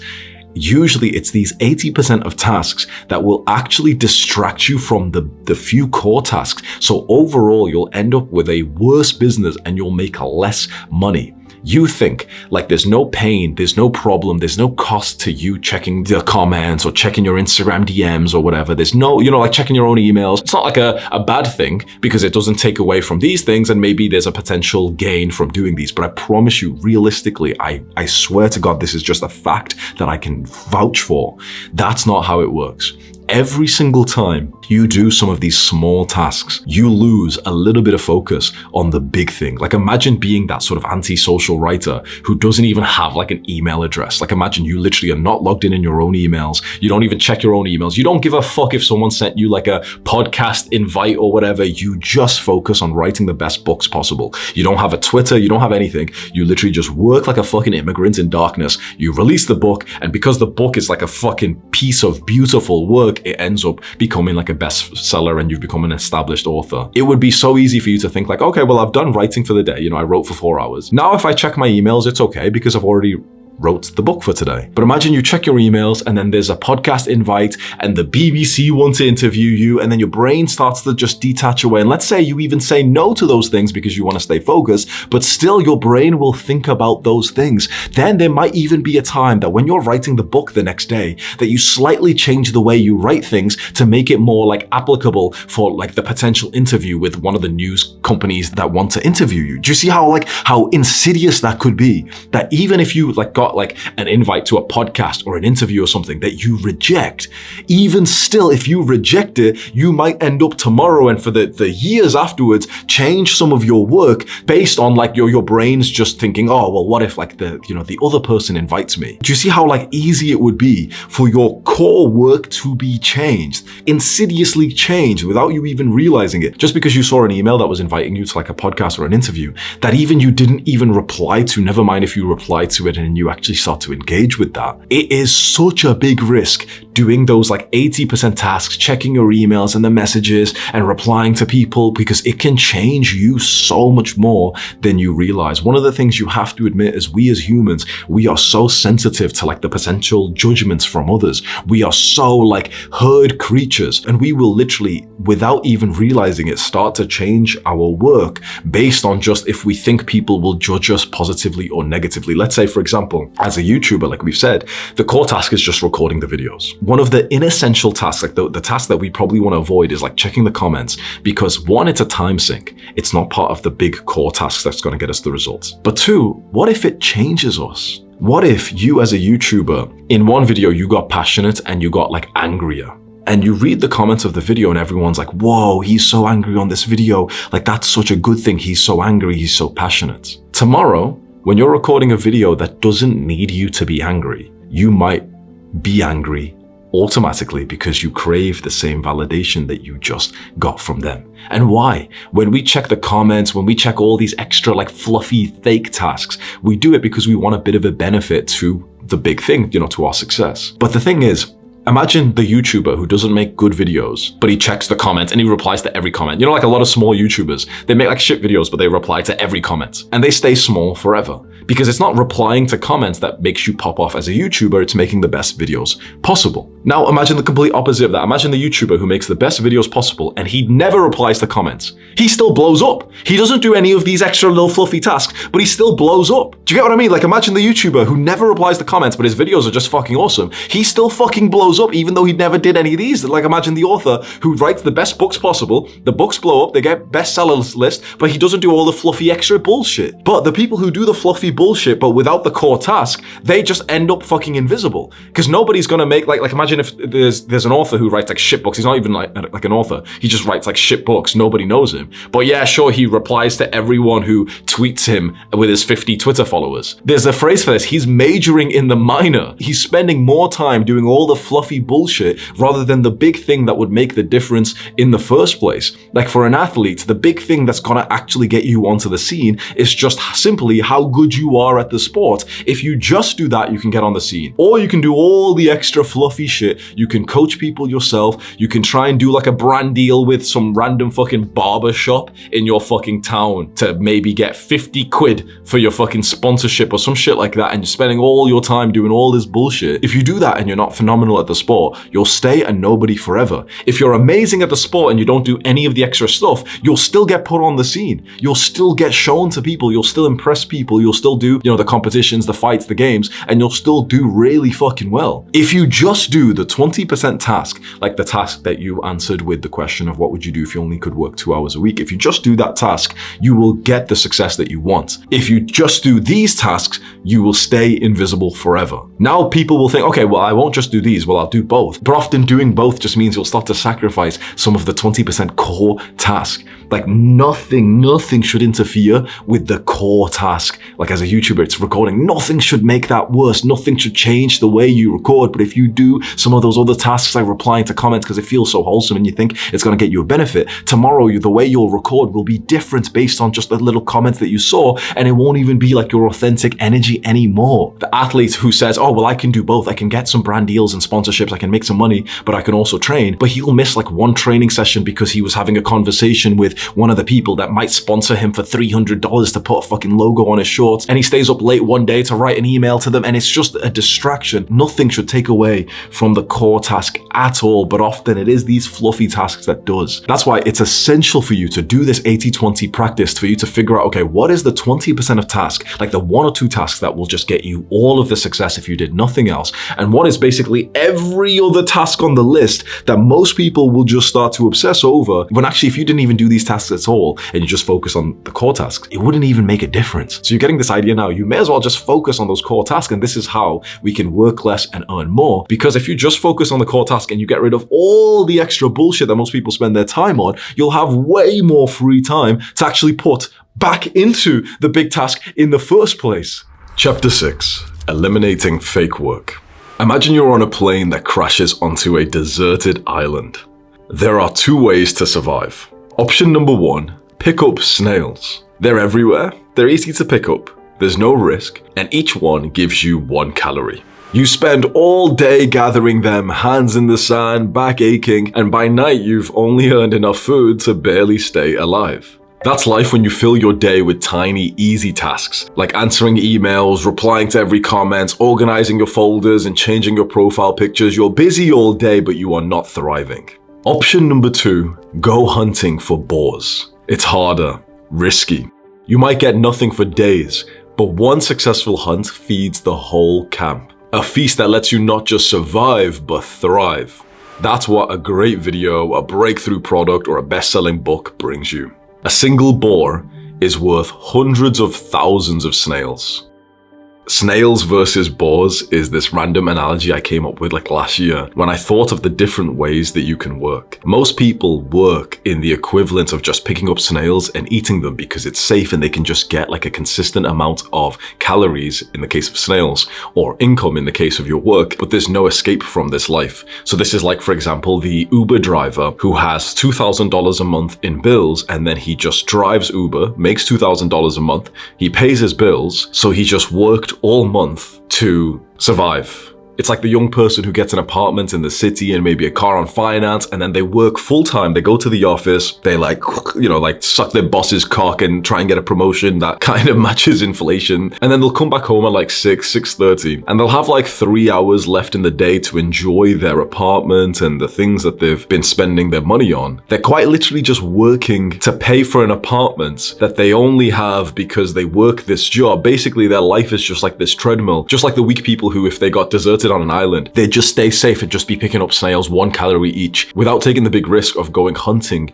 for boars. Most people spend their entire workday picking up snails because it feels easy and you keep yourself busy and it feels productive in some ways. You pick up a snail, you get 1 calorie, you reply to an email and you see the number in your inbox go down. It feels productive to do this, but really what they're doing is procrastinating on hunting the boar. And the boar in this analogy is like the big task that's actually going to change it all for you. Every hour that you spend safely picking up snails, so replying to emails, checking comments, and all these safe little tasks, it's an hour that you haven't been hunting boars. And the boar task would be, for example, trying to make the best YouTube video you possibly can, getting another client, making better advertisements. So you already know your boar task, the big task. Remember in the previous section, I asked you the question, if you could only work for 2 hours a week, what task would you do?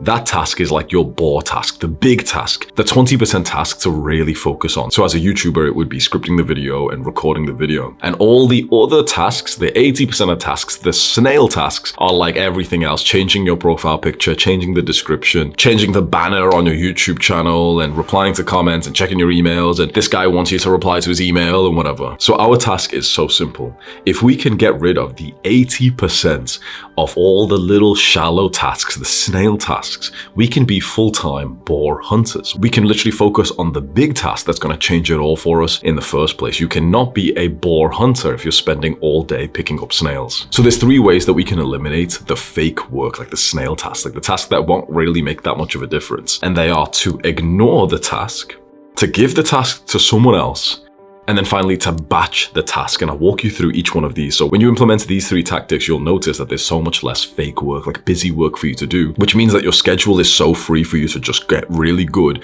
at the big task that's going to change everything for you. The first way to eliminate the fake work is to ignore it. Let some small bad things happen. So if you think of every task that you do in your career or business, the truth is a lot of them, if you just suddenly stopped doing them completely, there would be literally no difference to your business at all.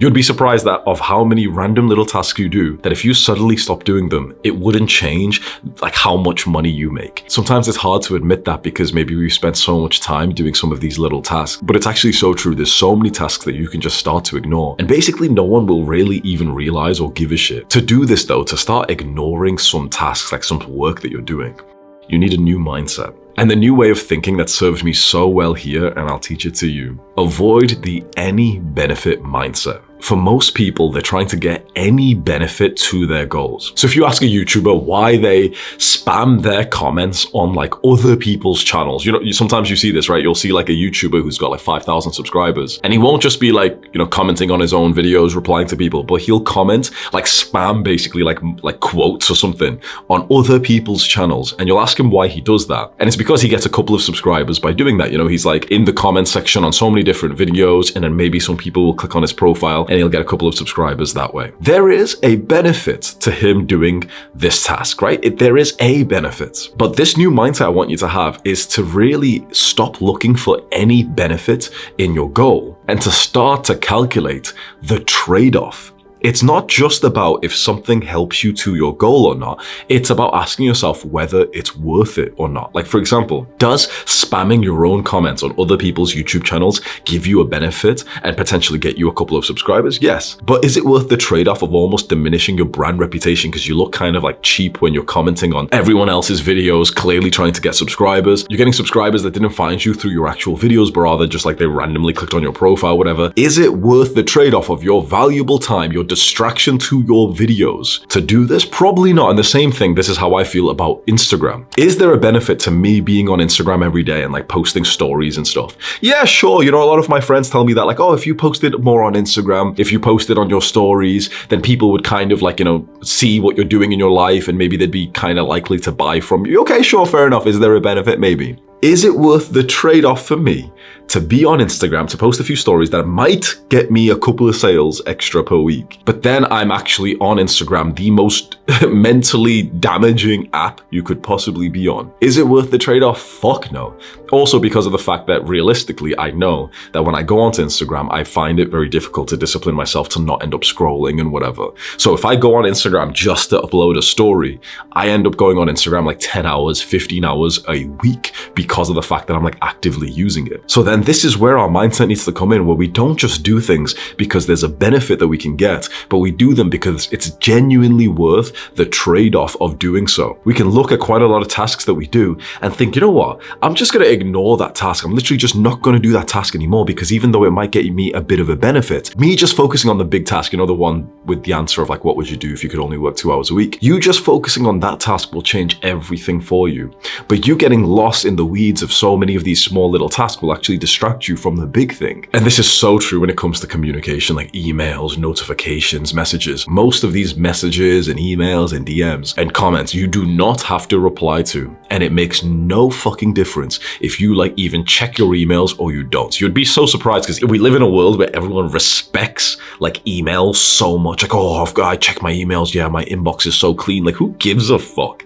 Honestly, Like, oh, some random fucking company sent you like some email and you feel productive. To whom it may shut up. Like, why are we doing this shit when really there's a big chance that you are working in the type of field where if you don't check your emails in the next week, literally no difference will happen to your business at all. The same with if you don't check your notifications. For YouTubers and content creators, if you don't check like the analytics, the data, you know, how many views and subscribers, you'd be so surprised how many creators literally ruin their mental health by checking all the data. Like, oh man, like, oh, last week I was getting more views and this week I'm not. It's probably because I got a haircut a few days. You know, like they're just creating false conclusions from data that they've not even correctly analyzed, right? So many creators will give themselves like mental illnesses by looking at all this data. When the thing is, all of this, if you just stopped looking at the analytics of your content, if you stopped checking most of your emails, or at least stopped doing it like 5 times a day and turned off your notifications, literally nothing bad would happen to most people watching this. Now, of course, there could be someone watching this who you absolutely do need to check your messages or your emails fine. So it's a bit more personalized and individual, but for most people here,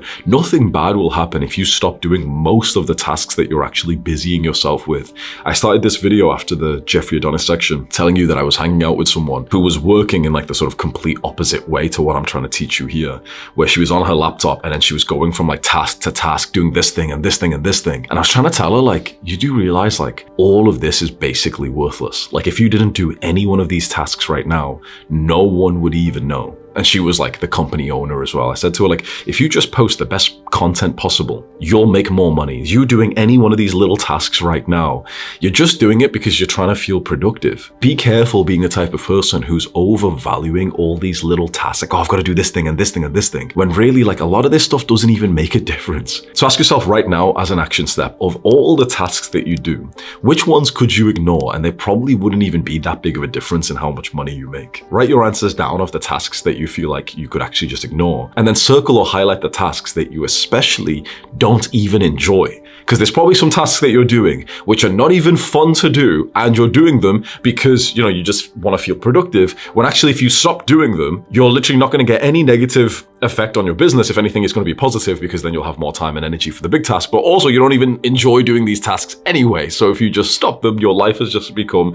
better straight away. The second way to eliminate the fake work was to give the task to someone else. A lot of the tasks that you do in your career or business, you can actually just get people like your family, friends, or, you know, people that you hire to do them for you. And the idea is that you get someone else to do these tasks for you so that you save your time and energy to put into the big task. If someone else you know can do some of these tasks for you, and maybe you pay them like a couple of dollars, you'll save so much of your energy, your mental bandwidth, like your focus, to just stay obsessed over the big tasks. So for example, as a content creator, there's so many tasks to do. The biggest, most important thing is planning the video, scripting the video, and recording the video. That's the tasks that I do in my business. But other than that, there's so many more tasks. Like there's editing the video, there's scheduling the video, you know, uploading the file and scheduling it for tomorrow at 5 p.m. and then making the thumbnail and changing little details here and there and adding the timestamps, like the chapters in the description. And, you know, there's so many random little tasks that are not the big task that you want to do yourself, but also these random tasks are actually quite important and quite necessary. So you can't just ignore them like the previous step. These are tasks that have to be done. Like you have to get your video scheduled. You might have to get it edited, for example. And a lot of people will just try and do everything themselves. But when you try to do everything yourself, you are quite literally handicapping how much success you can have. You can become successful as like a one-man army, but if you have people who are working for you, you've just increased the ceiling of your success. So I'll speak to like a lot of YouTubers, right? Like I have a program where I help people to become YouTubers, and a lot of them will have this slowness in wanting to hire their first video editor or thumbnail guy, and because they just feel like they want to do it all themselves, and it feels kind of scary to hire someone and then to pay them like, you know, 10, 20 bucks every few days. It feels kind of painful to do that. But I always say to them, it's not about the expense. It's about the ROI, the return on investment. If you pay some editor like $20, but you end up making more money because of that, then that's absolutely worth it. So in business and also in your career, in your personal life, you should be looking out for ways that you can spend a bit of money, but it actually gets you more than what you spent, because that's a good investment. So think of all the tasks that are left in business after the ones that we can ignore, you know, from the previous step. And think to yourself, who could you hire and maybe pay a couple bucks to do many of these tasks that you're doing right now? Think of the specific task that needs to be done, otherwise you can just ignore it. And also who you could potentially give it to. Family members and friends. And you might be thinking, wait, like you shouldn't mix like business and money with family. And yeah, sure, okay, you maybe don't want to do a full partnership, whatever, okay, sure. But like just asking your sister to like edit your YouTube videos is not that big of a deal if, you know, she knows how to edit on her phone or something. Or asking like your friend to do something for you. It's not like as serious as it sounds, like, oh, you're mixing blood with business or whatever. I'm not saying to get into a full partnership where you've got a legal contract or whatever. It's more like you're just gonna transfer someone like $5 because they've edited your video for you and saved you like an hour or two of your time so that you can just then go and record more videos, or, you know, you can work on the other tasks that you've got. One of the best things I would suggest in terms of giving tasks to others is actually having an assistant, having someone who's logged in on all of your platforms, who's logged in on your emails, who's logged in on your social media, who's logged in even in your bank, for example. So this is someone you need to trust, right? So it might be like your mother, it might be like your brother or your sister, someone you would trust your absolute life with. And getting them to do all these random little tasks for you. Like, for example, you hire your sister as your assistant and you maybe don't pay her that much because maybe you don't make so much money right now, and this will work if you're in a career or business, right? And you pay like $100 a month, for example. She looks through your emails and tells you if there's anything important, but most of the time it's not important, so you don't have to look at all. She's the one who sees the emails and gets distracted by it, whatever, not you. She also, let's say you want to be a content creator, she schedules it all for you, so you don't even have to go onto the app. So suddenly you've saved another few hours a month, maybe even more, because now you don't actually have to go onto Instagram or TikTok to, like, you know, upload your content, which means that you're not like getting distracted every now and then watching people's stories, replying to DMs, and then scrolling, whatever. And she does all these other things for you. And so you've probably saved genuinely like 20, 30, 40 hours a month. And you're basically paying someone like $100, $200 to do this. And many of your like family members and friends would be like so happy to do this. Of course, be careful if you're going to give people like access to your private accounts and stuff. Make sure they're the type of people who you'll genuinely die for. So there's like no chance that they'll scam you, or even if they like took your shit, like you wouldn't even mind because it's like family or something. Mark my words here though. This is the step that I know for a fact you are most likely to ignore and to procrastinate on. And it's actually one of the most important ones. If you want to work less to earn more, please trust me when I say this. I speak to so many young guys. This is the step that they always pussy out of. Because before this, it's kind of cute, you know, I tell you to answer this question and you answer it, whatever. This is where there's a bit of pain and a bit of risk because you've probably never hired someone before. You don't know really completely how it works. You're a smart lad, like you'll be able to figure it out step by step. And of course, you'll make some mistakes. You'll hire the wrong person and do some bullshit just like I have as well. But this is actually such a huge step. So there's a big chance that you're watching this nodding your head along, but you're not going to take action on it because there's quite a lot of friction to you doing this. And I just know from experience, because I help a lot of like young people to start businesses and to become more productive and whatever. And this is the step that most people will procrastinate on when it's actually one of the most important ones. I will say this to you very clearly. If you are resisting hiring people and giving other people some tasks to do, you are limiting your success. I speak to so many people and all the limiting beliefs that come up like, oh, but it costs money. I want to save the money. I can do it myself, whatever. You know, I can do the task better than they can. It needs to be just right. What if they make it worse than me? All of this is like, no offense, an infantile view of hiring people. Like, it's like the sort of boy king mentality of like, no, I can do it better than everyone else. It's like, bro, there's a reason why the greatest companies on earth have thousands of employees. You think Steve Jobs and Bill Gates just sat there thinking, no, I can do it all by myself? No, you hire people because then it saves your time to focus on the thing that only you can do. And then these tasks can be allocated to people who can do them just as well and even potentially better than you can. But it's a skill to hire someone, right? Like hiring and managing employees is a skill. So it's something that you're probably not going to be amazing at right now. Like I hired, like not hired, but you know, you get like a freelancer to edit a video for you. I think about 4 people before I found like my first good employee. So I made like a bunch of mistakes, and I actually had an assistant back in like 2021 who was just really bad, making spelling mistakes and stupid mistakes and stuff, and I was paying him like far too much just because I wanted to like sort of help him out and stuff. And then I wanted to fire him and I didn't fire him for months, and you get my point. All of us who are into business or high level careers, we've had to go through the trials and tribulations of like allocating our tasks to other people, and it's a skill. So right now, if you try and do this,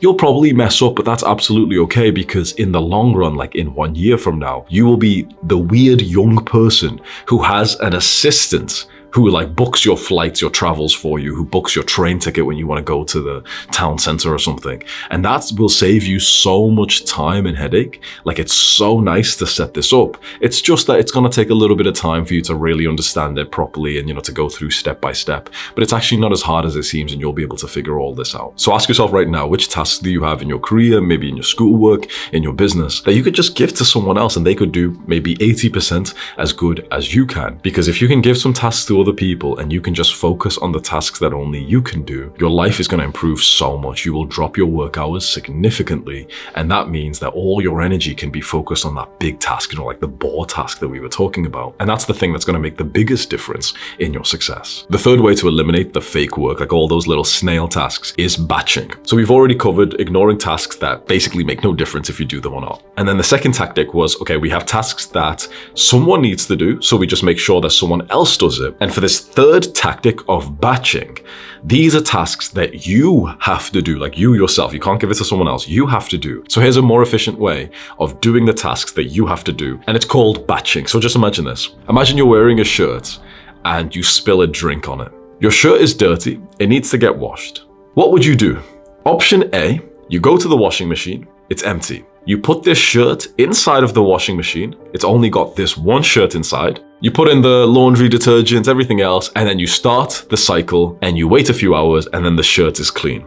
You've just used an entire cycle of the washing machine for this one shirt. Option B, you take the shirt over to the laundry basket, wait until there's enough dirty clothes in there, and then put them all into the washing machine at the same time, start the cycle, and now you've got a full batch of fresh clothes. Barring like some specific circumstances, you would never really just wash one thing at a time. You would wait to batch it, right? Because the time that it takes for the washing machine to clean things, like imagine it's like 3 hours long. It's 3 hours whether you put in one shirt or 15.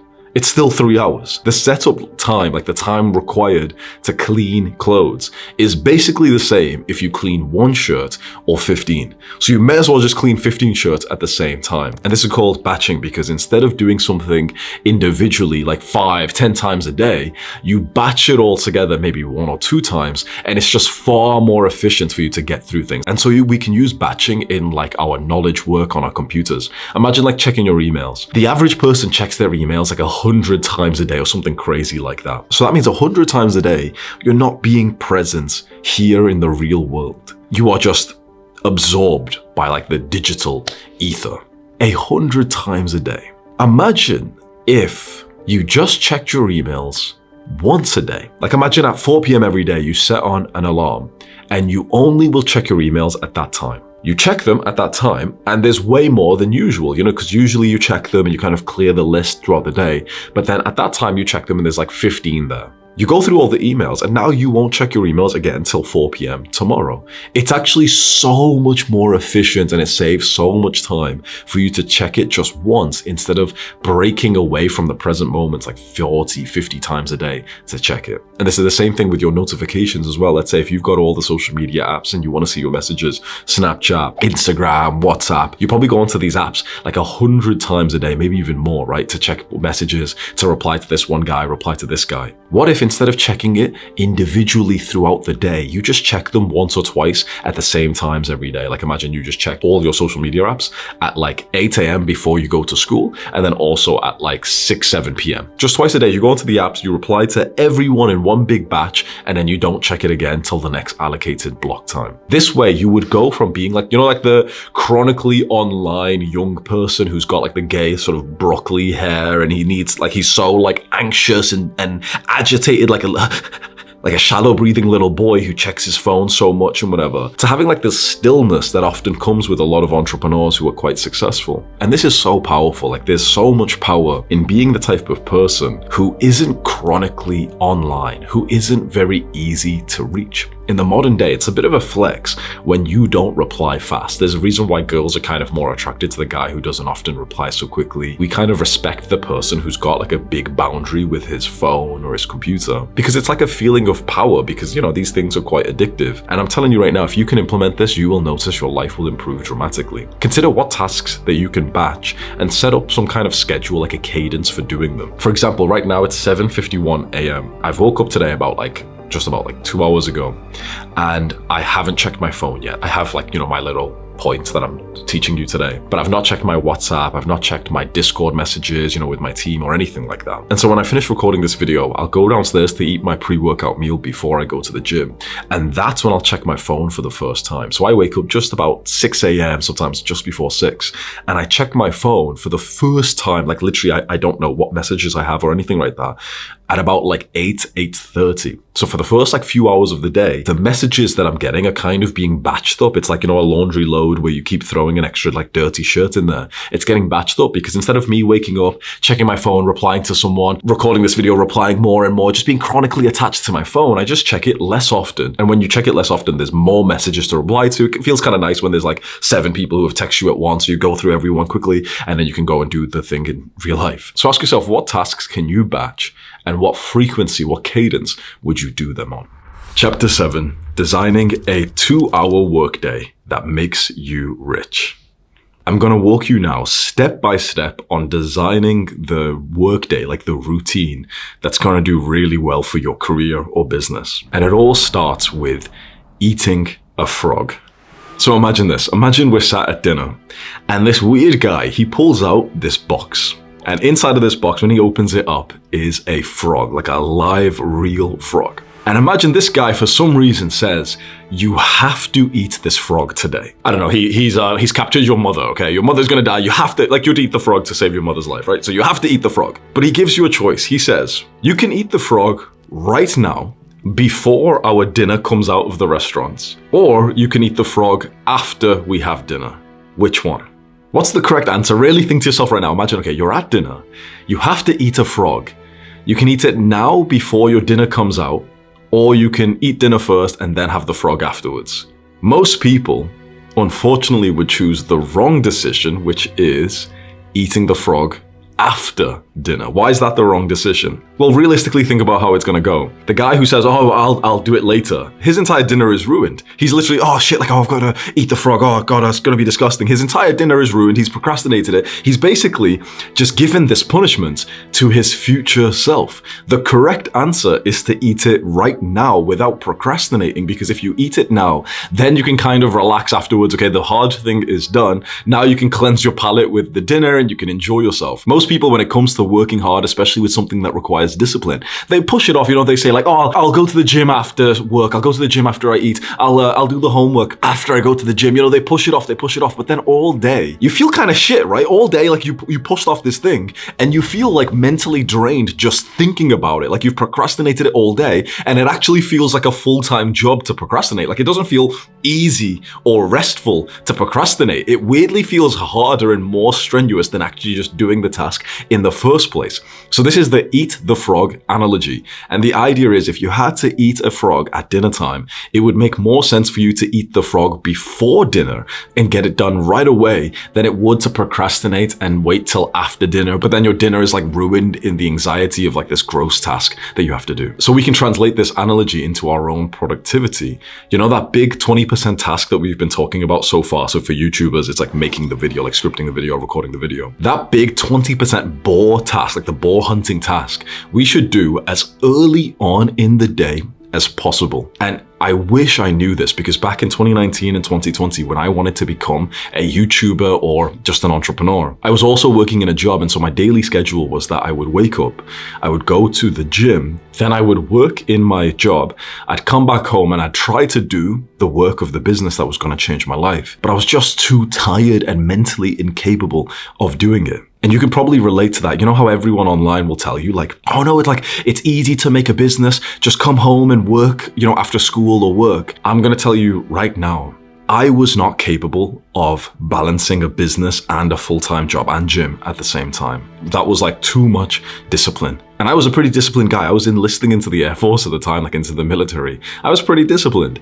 And I still couldn't come home and get myself to do work after I had just finished work. What I should have done, which didn't even pop up in my mind back then, was I should have woken up early and worked on the business first before gym and certainly before my job. You should work on the priority of your life, like the thing that's going to change your life the most. First thing in the morning, before you go to the gym, before you go to school or work on this. And so of course this means you might need to wake up early. If for example you wake up at like 6 to go to school or work at like 7:30 or something, you might need to wake up at 5 and have that 1 extra hour in the morning where you work on like the business that's going to change your life. The big lesson here is to think about the big task that we've been talking about so far, the big task that's absolutely essential. Don't procrastinate it till the end of the day when you're mentally tired and you just want to relax and you've done schoolwork and maybe work in your job and your career and then also the gym and also some chores, and then you're going to do the business task that you say is like the priority of your life. You've just like sapped your energy and now you're going to go and do the thing that actually is going to change your life the most. It doesn't make sense. It makes most sense for you to construct your routine in a way where you can wake up earlier if you have to and you do just 1 solid hour of deep work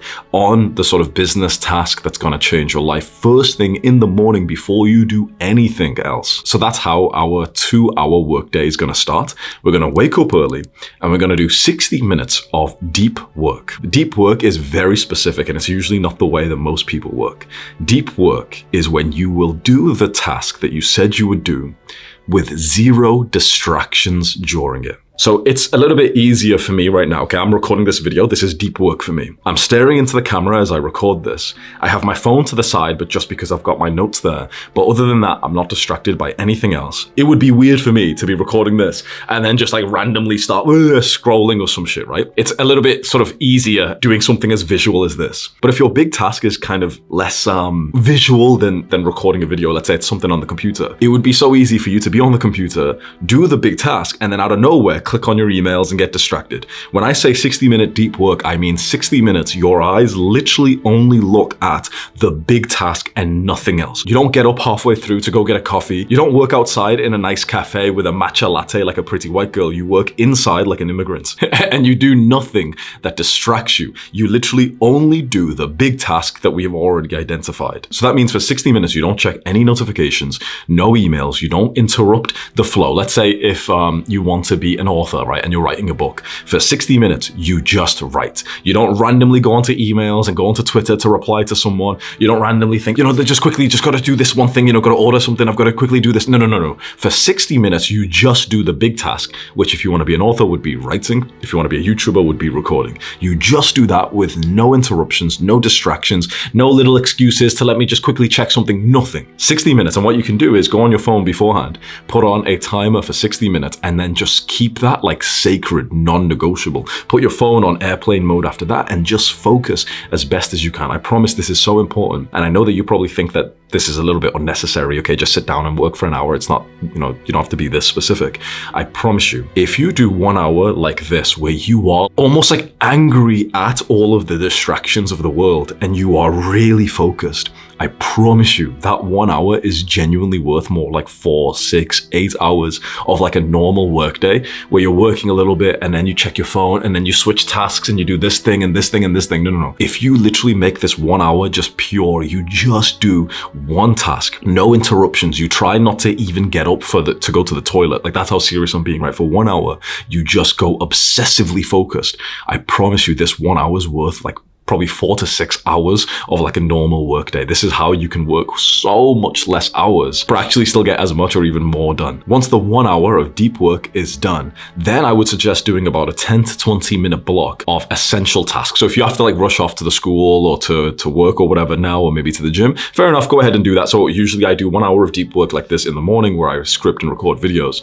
And then it gets to about 8 a.m. Like right now it's 7:42 a.m. When it gets to about 8, my body feels really ready to go to the gym, because I've went to the gym at like 8 a.m., 8:30 for like 10 years in a row. So I script and record for about an hour, and then I go get ready for the gym, I go and socialize, I do a bunch of stuff, and then the next time I do a little block of work is what I call like some essential tasks for like 10 to 20 minutes. It's basically the things that, it's not really the big deep work task that we've spoke about for YouTubers, it's recording videos, for authors, it's writing books. It's kind of like the things you have to do every now and then. Like for example, for me, one of the essential tasks is I watch the videos of mine that are about to go live. So I record these videos, I send them off to my team, my editors download them, they edit them, and then they put them onto the channel, which they're like sort of private so no one else can see them. And then it's important for me to go and watch the video and make sure I like it, make sure it feels really good, see if there's any edits I want to change, if there's like a part where I've said something stupid, so I'll get that trimmed out. And so that's like a pretty essential task. One, because it's quite good for the business if I, spot something that can be improved, but also two, I actually find it like very impactful to watch my own videos because I get like a sense of like, wow, this video is really good. I'm doing good work. Like I said recently, I'm not really checking like the data, the analytics, the views, the subscribers. And I actually think in a weird way, that's why my videos recently have gotten better. Instead of checking all those numbers, I actually just watch my own videos with the lens of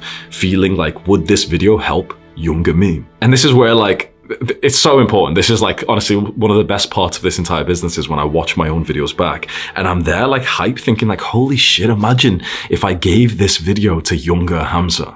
Like imagine I might have saved him from like years of pain, like the lessons that he could get from like, let's say this video here. So this is like a block of time, 10, 20 minutes, 30 minutes, where you'll do some essential task, which still feels really important for your business. It feels really important for your psychology. Maybe it's like editing the video if you're a YouTuber and you can't afford an editor yet. Maybe it's like scheduling your content on Instagram and YouTube if you don't have like an assistant to do it. Maybe it's like, I don't know, being an author and getting ideas from ChatGPT or something like that. It's like there's some tasks that aren't the big core task that we just want to obsess over, but the task that we still have to do, we still want to do, but we don't want to interrupt our deep work focus, so we do this afterwards. And then for like the remaining 10, 20, 30 minutes of like our 2-hour workday, that's when I sort of batch the busy work. A lot of the sort of fake work that a lot of people just spend their time on, like checking emails and messages. You can batch that for like once a day, 10 minutes, 5 minutes, whatever. You check all of the apps, right? So you go onto Discord if your team is on there, for example. You go onto WhatsApp, maybe you have like an employee on there. You check your emails, you check this notification, this thing happened, whatever, small things like this. Maybe you want to check like who's DM'd you if you absolutely want to check something like that. Or if, for example, you have a website where you get like leads coming in, so you check that. Or let's say you've put like your services on Fiverr.com, which is like a place where you can like sell like video editing or this thing or this thing. And you go check the website once a day to see, okay, who's sent you a message, who's bought your package, whatever. So you don't want to be doing this kind of stuff 10 times a day like most people are when they check their emails 10 times a day and they check their messages 10 times a day, and then suddenly they've just got like this fragmented focus through the day. You check it just once or twice. So that's literally just the simple 2-hour routine that I promised honestly gets better results than most people's 8 hours. You wake up a little bit earlier, you eat the frog by doing the big task first thing before you go to the gym or before you go to school or to your job, and you just do a 60-minute fully focused deep work block on the big task that we've been talking about, and then 30 to 60 minutes on some of the essential tasks that you have to do and some of the busy work messages, whatever. If you just do this every day, you will get so far ahead of the pace that you're probably on right now when you work more, but the quality of your work is lower. The focus is fragmented over 10, 20 times you're checking your messages and whatever. You only need 1 hour of like real work on the big task a day. And if you just do that, honestly, you can easily surpass people who work like 8 hours a day. So as an action step, do this right now. Go on to where you keep track of like what you're doing in your day, your schedule, timetable, calendar, whatever. You should have one, by the way. If you don't have somewhere that you keep track of, like for what you do in the day, that's insane, by the way. It's like such a fundamental like act of productivity is like, fuck me, like some people don't even do that. If you're one of these people, holy shit, like this is going to be good for you.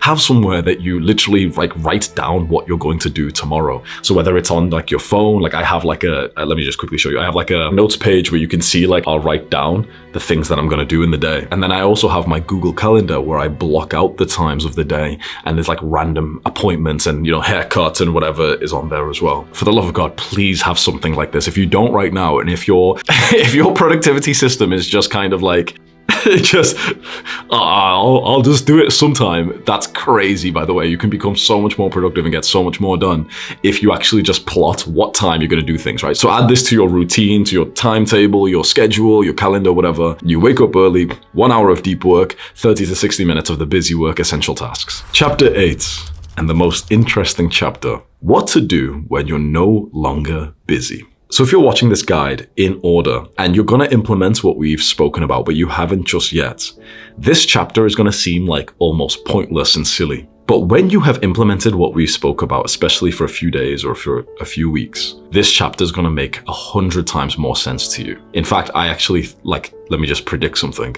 This one chapter that we're going through right now, it would be really valuable for you to review this chapter like every 3 to 6 months, because I guarantee that you'll mess up on this section. So this is what happens when you follow the advice that I've given you today. You will eliminate a lot of the busy work that most people are spending their time on. You've suddenly got so much more free time in the day. You'll look to put good habits into that free time, but before you know it, you will start to do bad habits in that free time. You'll start to scroll on your phone. You'll start to eat a bunch of junk food, watch TV or play video games or hang out with bad people or whatever. Basically, the free time that you're going to get from reducing the work hours, you're going to put into bad things. Most people relapse here. And then once you realize that when you have free time, you either put it into bad habits or into work, within a few weeks, you're going to hate me for making this guide, and you're going to think, oh yeah, this lifestyle Hamza was talking about is kind of stupid.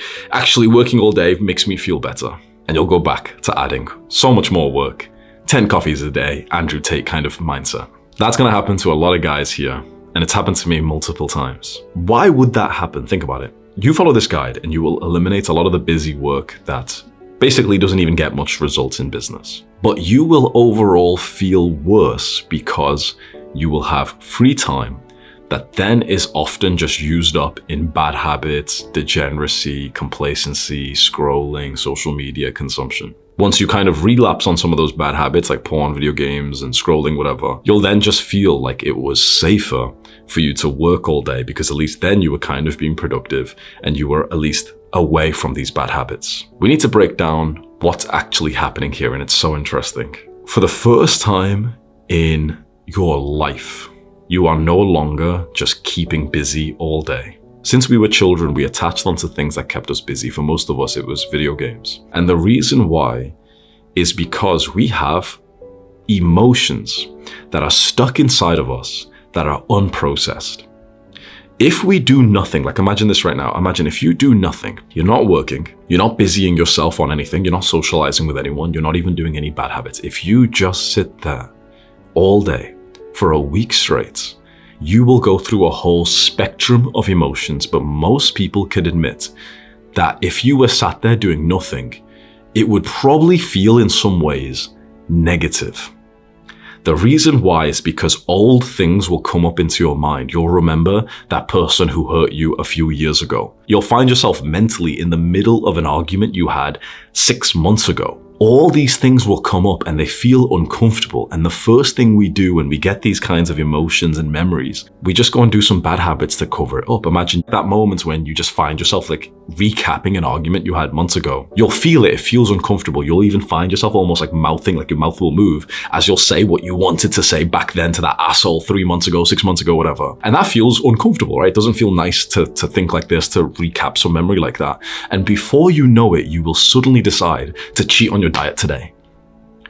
Interesting. Why did you just decide that? Or you'll decide, oh, you know what, I'm gonna jack off today because porn is actually it'll increase your testosterone. You'll think of some fucking cope. You'll do something to cover over that unprocessed emotion, that story that pains you. Because you don't want to feel it, because it feels uncomfortable to feel it, and so you run away from it. You try and mask it over, but it is still there. Just because you are not currently thinking about the shit that you've been through does not mean that it's not affecting you negatively. The fact that it's still popping up in your mind and in your emotions 6 months later, 12 months later, is because it is unprocessed and you are quite literally not healed from that situation. Those memories that arise, like just think to yourself, which painful memory would you think about if you were not doing anything at all? Like imagine if you weren't rushing off to go to the gym, if you literally just had to sit there, like imagine in prison, in solitary confinement, which memories would pop up for you? You probably had some of them pop up even today, yesterday, but you often quite busy yourself and try not to think about them. Which memories? Maybe from high school, maybe this guy said this, maybe this girl said this, maybe about your family, maybe this argument, maybe this painful moments, maybe this memory with that girl and she said something rude to you or she didn't come to the date, whatever it is. These things are literally giving you pain all of this time, even when you're not thinking about them. I promise, even when you're not consciously thinking about them, there is pain. And awkwardness and like insecurity, like the way that you literally stand and breathe, the way that your body language is literally worse because of these unprocessed things. You know how you've wanted to become like the most confident, self-respecting version of you? These pains inside of you are stopping you from being that level of like the confidence that you know you can be at 24/7, but you often find yourself almost like slouching metaphorically, like physically and emotionally throughout the day, because these things are paining you still. And instead of actually healing them, we feel them for a second and we quickly cover up with some junk food or some scrolling or some porn or video games. And that's what we do for a little while. But guys like us, since we know that those things are bad for us, porn, video games, whatever, slowly we start to realize, you know what? Actually working was better than this. I'll just go back to working all day. You're not working all day because you actually really want to. You're not working all day because it's the best way to make money, because it's not. You're working all day because there's shit that you just don't want to feel. And if you don't work all day, you still don't want to feel these emotions. So naturally, you cover them up with all the bad habits that are actually worse than just overworking. So just understand this. When you are not busying yourself with work or with bad habits, you will very likely feel bad. You will feel anxiety. You will feel stress, depression. You will get traumatic memories pop up. You will get feelings of insecurity. If you don't busy yourself, you will randomly get flashbacks of how people mistreated you and the injustices that you have faced. And you are not weird, and you are not bad for this whatsoever. You're not a bad person for this. This is just part of being human. You need to heal from these things directly. Covering them up with so much work, or covering them up with like the bad habits, like the stimulating habits, it doesn't heal them. You know why? If it did, then you wouldn't still have these painful things arise today, right? Think about it. You've probably been keeping yourself busy for the last few years with work, and then keeping yourself busy with video games and with bad habits for years. But still, if you did nothing right now, it's so interesting that if you did nothing today, you would randomly think about something that happened like 5 years ago that you have specifically not healed from, even though you've spent the last 5 years being so busy, being locked in, trying to make 10K a month. This isn't me shitting on making money or success, by the way, like those things are still awesome. But just working hard to just like run away from your own emotions it's kind of like, no offense, it's a little bit pathetic. I have a friend, he has like this phrase that he says, which is like, if you're such a strong man, then why are you so afraid of your emotions? We feel emotions inside of us, like me too, right? We feel these emotions and we just try and cover them up quickly. We feel this discomfort and we think, oh, let me go get some food. Oh yeah. And you get yourself in a haze of like thinking about something else, getting the anticipation from scrolling or from porn or playing video games or watching TV, so that you don't have to sit there and feel that pain that you went through. But that's not the way to heal. Otherwise, like what, are you going to do this your entire life? At some point in your life, you're gonna have to sit there and get over these pains that you have not done so far. You can do it now, or you can wait until you pass them to your children first. Which one? Do it now. Before you have children, before you meet like the woman who's gonna be yours. Do it now. Heal from these things now before you go and pass it to your loved ones. Our parents should have done this for us, but they didn't have this knowledge. You do. I think it's our moral duty to heal from these pains, these traumas, before we meet like our future wives, before we have our future children. So you will feel bad when you're not busy because of unprocessed emotions. The big question is, how do you process emotions? And it's so simple. It's kind of just like a mindset, like a new belief. The way that you process emotions is by just letting yourself feel them. Don't cover them up with a new desire. Don't cope and rationalize and tell yourself that you're really strong and yeah, it's not even a big deal that, that person said that. Feel the emotion that arises. Let's say, for example, we're not going to busy ourselves with work or with bad habits today. Let's say me and you, we're just going to sit there. We're not even allowed to speak. We're just going to sit there. And naturally, within a few seconds, your brain will flash back to some moment years ago. Your mind wanders. And most of the things that your mind wanders about feel in some ways kind of negative, especially when you're not purposefully trying to make it feel positive with like affirmations. So let's say your mind ends up wondering about this argument you had like a year ago. Usually, whenever you find yourself in that kind of mental space, you're thinking about this argument you had a year ago, you'd kind of entertain the thought for a few seconds and find yourself almost like shouting at that person now, even though it was like a year ago. And then when you realize, oh yeah, shit, like I was, thinking about that argument, whatever, you'll almost say it out loud, like, yeah, fuck that person. And yeah, but I'm going to make 10K a month soon. Yeah, I'm so strong and stuff. And then you'll go, okay, let me go to the gym. I'll get ready for the gym. I'll cold approach a girl there. And then I'll eat clean today and I'll check the box for this thing and I'll do this work and whatever. And then you basically just not allowed yourself to feel the emotion that you needed to feel, because instead of feeling it, you've moved it away by focusing on new things. So imagine, instead of doing all of that, imagine your mind wanders to that same argument and you literally just sit there. You don't try to rationalize. You don't try and say, oh, well, yeah, they're this, they're, oh, yeah, whatever. No, I'm going to get rich. You don't try and do any of that. You just sit there and just ask yourself, how do I feel about this?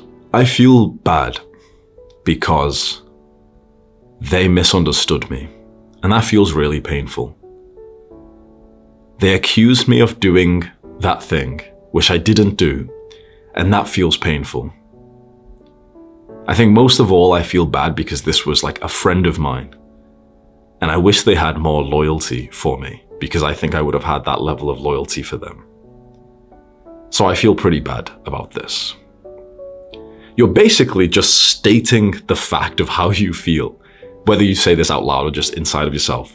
Almost like a retard, right? You're basically just there like, oh, that makes me feel bad. Like, that's it. If you just do that and actually feel the pain that's arising, feel the emotions, for this one, it's okay, it's feeling bad because you were misunderstood. For a different memory that could arise, it might be that you feel depressed because of it. Because, you feel like you've tried so many things and still nothing's really working for you. For a different emotional pain, you might end up feeling anxious and you might say, oh, I feel anxious. I'm worried that that's going to happen in the future. And you don't rationalize. You don't say, yeah, but if it does, I'll do this because it's going to be okay. No. Don't say it's going to be okay. Literally just say, I'm worried that that's going to happen. Yeah, I feel worried about that potential situation. I feel the emotions of worry and of fear. And be curious about it. Ask yourself, how do you know it's anxiety? How do you know it's sadness? Be curious, like really, act like a retard. What does that feel like? Well, I'm worried that thing's gonna happen, and I feel it like in my chest. There's like a heaviness, and I've noticed today it's a little bit like harder to breathe in a weird way. These are the symptoms of anxiety. So this is like anxiety inside of me. When you speak like this, like a retard, basically describing how you feel, what you're doing is processing the emotion inside of you. And you might need to do this literally like 10 to 20 times for the same memory. That's a very important point. You won't just do this once and forget about the thing. That same memory will pop up in your mind tomorrow, for example, and you do the exact same thing. You process it again, you feel the pain, you don't try and rationalize, you just think like, oh, okay, I feel anxious. And it's that same pain in my chest again, like the heaviness. That's the symptoms of anxiety for me. Yeah, I'm worried for that thing. Yeah, it's a worry. It's like a fear of mine. That's it. You do that a couple more times and what you'll realize is that same worry, that same anxiety, that same memory will stop popping up in your mind. You've processed it. You should be so proud of yourself, because some of these things have been inside of us for years. And most human beings have done very little processing because we just distract ourselves instead. This is one of the most transformative things you can do. You know why this gets so deep? Just imagine this, right? I'll tell you about my situation. I'll be vulnerable for a second. So I got onto this dopamine detox, like it's been a few weeks now. I reduced my work hours. I realized I was just randomly working more to try and sort of busy myself. So I stopped doing a bunch of the things that I was doing. Like every day I was like checking comments, watching like, all those hate videos about me, and my brain was so stimulated. And I decided, yeah, like that's not even healthy. Like why the fuck are you looking at all this? If you just sit down and record videos, like the videos will be better. Like you don't have to look at other shit, right? So I just reduced my work hours. And at the same time, I got onto a dopamine detox where I've stopped doing like a lot of the bad habits. Like, I used to scroll on Instagram and shit like that, like everyone else, right? And I stopped doing a lot of that. So I've had so much more free time. And you know what I realized within the first few days of doing this? I was so anxious. But the most interesting thing was, it wasn't like a new anxiety. I realized that that's how I felt my entire life. Like since I was a child, I've had pretty like moderate levels of anxiety just all the time. And not busying myself with overworking, and also not busying myself with bad habits like screen use, scrolling and TV, video games, whatever. Stopping all of that meant that I was now free to feel this pain, this anxiety that's inside of me. And it felt so familiar because it's how I felt my entire life, but I almost kind of like forgot that it was there. And the first impulse that I had when I felt this anxiety was to order food, like to order junk food, from like one of these delivery apps. And I was like lucky enough to just realize, and I thought about it and I was like, wait, that's so fucked up. All of my life, I've had pretty high levels of anxiety, of worry, of fear. And instead of actually feeling it properly, I've distracted myself with junk food, with video games, with scrolling, degeneracy for all my life. Eventually, for the last few years, I've now distracted myself with working instead of just being sat there and just feeling the anxiety, because it was so high. Like this was a few weeks ago. It was quite intense, honestly. But I really thought to myself, you know what, like you're gonna have to fix this anxiety at some point because it's always been there. And so I just started to sit there and just really process it. No distractions. No like, oh, I'll read a book about it. No watching a podcast about it. No just distracting myself with some junk food and keeping busy and working more and training 2-3 times a day, in the gym. I just sat there for like hours over, a few days, and I really just like felt it. And I was like, oh man, there's like a crushing pain in my chest. And now that I think about it, I've had it my entire life. I breathe in quite a shallow way, like almost like I don't want anyone to like see me breathing or existing, because if someone sees me, it reminds me of the days when like my parents would hurt me. I've lived my entire life with this pain inside of me. And it was such like it was a significant moment for me because I thought of all the bad habits that I've done. Like most young guys, I've been addicted to video games and junk food and whatever. And the reason why I've done so much of those things is because I've had this anxiety inside of me that when I don't busy myself and when I'm not stimulating myself, I feel. And so I do those bad habits to get away from feeling this anxiety. And eventually, when I got onto self-improvement, I at least made it a little bit healthier. I just chose to like work more instead of feeling it or instead of doing the bad habits. But still, I was running away from this feeling inside of me. And it never healed by running away from it. If it did, then I wouldn't have it, right? But for like 5 years straight, I've been just working a lot. Before this, I've been, doing all the bad habits. If these things actually healed the pain, then the pain would be gone, but it's still there. And I asked a really interesting question, actually. I wonder if you've thought about this already. It's kind of like, there's this phrase, which is like, if a tree falls in the woods and no one hears it, does it still make a noise? The question I asked myself was, if you didn't feel this anxiety, if you almost forgot about it whilst you were busying yourself, then did you really have anxiety? Because why not just keep busying yourself? Because I almost forgot that I had this, right? Because I was so busy all this time. And I realized actually, you know what? It's still been there because my sleep is actually fucked up because of this anxiety. Like my sleep habits are really good. I go to bed at the same time. I'm quite disciplined, right? So I go to bed at the same time, 10 hours of bedtime, like 8:20 p.m. every single night I'm in bed, right? But I wake up like 15, 10, 20 times per night. And I have nightmares like 3-4 times a week. The anxiety is still there. It's just that when I'm sleeping, I can't distract myself. So that's when it comes out all this time, like for all my life, by the way, not just recently or anything, but like since I was a child to now. Like I've never had a night of sleep where I sleep at nighttime and I wake up and it's morning. Like, I know that's probably normal for you. I've never once had in my life a time where I go to bed at night and when I wake up, it's morning time, it's light outside. I've never had that in my entire life. I go to bed and I wake up about half an hour later and I fall back asleep within like a few seconds. And then I wake up about half an hour later, 1 hour later, and it's dark, and I'll go for a piss. Then I'll go to sleep, and then I'll wake up about an hour later, and it's dark, and I have like a nightmare, and my heart's like pounding a little bit. Like, I've never had a time when I go to sleep, and I actually like sleep until morning time, and that's when I wake up. I wake up 10 times through the night like that. The anxiety has been there this entire time. Masking it with these bad habits and masking it with work doesn't get rid of it. Maybe you just don't feel it as much because, you're masking over it, but it'll come out. And this isn't just anxiety, like it's mostly anxiety for me, but for you, it might be, sense of depression, whatever. It's still there even if you mask over it. So you have to heal from these things eventually at some point. Why not just do it now?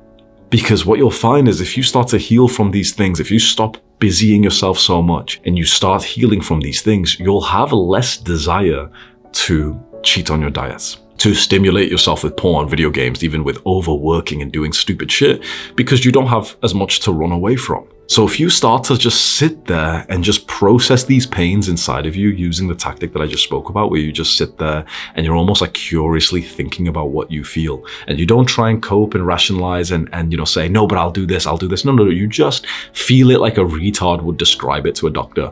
It feels painful in my chest. Like, that's it. You're not trying to say, yeah, but and if also what I'll do is this, you're not trying to cope or rationalize. It's okay. You'll do those things. You don't have to say them to us. Just feel it and just label what you feel and just sit there and just breathe and just feel the pain and allow it to be there. Don't rationalize. Don't push it away. Don't make excuses. Don't say, make like a plan or a goal or whatever. Just sit there and feel this pain and it will start to dissipate. The first few days when I was living like this, where I was working less, and also I came onto like a dopamine detox, it was pretty intense, I'm not gonna lie. Now, it's been about 20 something days where I've been on this dopamine detox. I haven't been on Instagram, even on like social media. Like, obviously I record these videos with my camera, but I don't even go on social media myself consuming or anything like that. I don't even know like how many views, whatever. Like, literally I've looked at nothing for 3 weeks. And the first few days of doing this was hard. But the last few days, honestly, like the level of anxiety I've had is went to almost like minimal, honestly, because I've had weeks of just feeling it and processing it. It's still not perfect. I'm sure, I'll have like little periods where it gets worse or whatever. I use this ring, which is called an Aura ring, and it shows you like data, like numbers for your health, sleep, whatever. And my sleep has improved a little bit. My signs of like restfulness, like my heart rate, HRV, that stuff's boosted up like crazy in the last few weeks, actually. And still progress to go, but it's like there's literal like scientific numbers that shows me that this has actually been working. So the big lesson here is just face the things that you've been masking over this entire time. This is such an important step. And look, this bit's not cool. This isn't going to get like 1 million views, the same way that if I teach you like how to get girls or make money or whatever, some of those surface level things. But this is actually, I swear to God, it's more impactful than you realize. Because if you can heal from these pains that are inside of you, you will literally have less times when you randomly start to crave like the bad food and porn and video games, because a lot of the reasons why you do those bad habits is to mask over these emotions. If you've watched me for a while, you know that one of my sayings is like, those bad habits that we do, they're actually not the problem. They're symptoms of the problem. They're just symptoms. They're just signs that we have a problem. Porn, video games, they're not the problem. The real problem is like bad mental health, trauma, unprocessed emotions. And the symptoms of these things are the bad habits that we do. But most of the time we do those bad habits because we have like these unprocessed emotions, fucked up mental health. And so we do these bad habits to get away from that. And when you get to a certain level, you don't just do the bad habits, but you also do just go like overworking or overtraining in the gym just to avoid feeling these pains inside of us. It sounds productive to, work all day or to go to the gym 2-3 times a day, and it might be. But for most people, they're probably doing it just because if they aren't busying themselves, they have this crippling boredom, anxiety, pain. You can probably imagine a few people right now that are like pretty fucked up, like they've got a lot of trauma, and they just busy themselves, and people might even think that they're like productive or whatever, but it's because if they sit still, they'll feel like shit, and they haven't learned this lesson, which is that you're supposed to. Because you've been through a lot in your life. You've been through a lot of pain. You're supposed to be able to grieve, but we live in a weird world where you can't like grieve the way that like natural humans and animals would. Where, some bullshit happens, like you lose a family member or you lose the love that you had with your first ever girlfriend. And straight away we go and busy ourselves. Yeah, guys, I'm really good. Look, I'm in the gym and whatever. You busy ourselves. But if you've lost someone you love, it's not unreasonable to think that you'd be like bedridden and crying and so upset and depressed for weeks to be grieving them. But in the modern world, we don't grieve. And so we have all this pain inside of us and we try to mask it with like the social media faces of like, oh yeah, well, I'm in the gym and I'm like really attractive and yeah, it's their loss, whatever. Because that's so cool. To go through so much pain and to still be smiling, that's so cool, but it's fake. You're running away from the pain. So just be careful of living this kind of life where you're just masking these pains. And when you stop working as much and when you stop a lot of the bad habits, you will experience more pain. This is what's really interesting. When you follow the advice from this guide, you will literally feel worse for some time because you'll have all this stuff arise. Please don't run away from that. You need to process these things. Like, I'm speaking to my younger self. Don't run away from the anxieties and the painful memories that arise when you're not busying yourself. Those emotions that are arising, it's kind of like your inner child is like tugging on your trousers, trying to tell you like, I feel really scared. I'm really sad. And all this time, when this child version of us has been trying to get our attention by saying like, I'm sad, I'm really scared, we've been like, no, I'm gonna go to the gym again. Yeah. Oh, I'm gonna go to the gym twice a day. Yeah. Oh, guys, I make a lot of money, guys. Yeah. Oh, coffee. Oh, like, instead of just looking at the child inside of us and saying like, oh, what are you scared about? Oh, that sounds really scary. Just validating how the child inside of you feels. You still have like the boy version of you. Like, just visualize like a picture of you as a child. He's still inside of you all this time. And whenever you feel these painful emotions, it's him trying to tell you like, oh, I feel sad, I feel anxious. Face the child inside of you and don't even try and give him advice or whatever. Just validate his feelings. When he says, I feel anxious, say, oh, wow, what do you feel anxious about? And he'll tell you. How does that feel? And he'll tell you. Oh, that must be so scary. That's it. You don't have to tell him, no, don't feel anxious because we are strong. Don't feel anxious. When you tell a child that, they're not going to listen to you. You just have to validate a child's feelings, right? If a child said to you like, oh, I'm really sad, and you tell them, no, don't be sad. They're not going to suddenly stop being sad, right? But when the boy inside of you tells you, I feel sad about something that happened like 3 years ago, don't ignore him and push him away and just go, oh, I'll go work instead. Yeah, I'll make money. Then I'll be happy. Look to the boy inside of you, like, visualize how you used to look like as a boy and just validate his feelings. And when you do that, his feelings start to be processed and acknowledged, and it smooths out, and the joyful version of you, the joyful boy, the cheerful boy comes out again. Like, that's all you have to do. But we live in some fucked up world where we push the inner child away, pretending to be like grown-ups. Oh no, oh yeah, grind. Those things are nice, go ahead and work hard, sure, of course. Go ahead and work and build success and make money, sure. But be on your own side. Like, the child inside of you is still you. It's still like, that's your teammate. Don't just push him away. Like, I can't believe how much I've felt these painful memories and these emotions inside of me. And when you visualize it as like the inner child, like the boy version of you, like, he's like next to your leg and he's like saying to you that he feels scared. Visualize like how you'd usually respond to him. It might even bring like a tear to your eye because that's still you. Like, that little boy is still inside of you. And a lot of the times we just like push him away just to be more productive. There's things in life that are more important than money. There's more things in life to be thinking about. Money is important, success is important, but they're not the only things in life.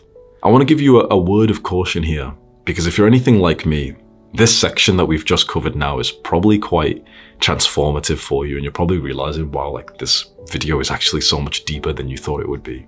And that's awesome, but just understand this. If you are anything like me, right now you are so like interested in this topic of like slowing down, working a bit less, distracting yourself less, feeling the emotions, not being busy.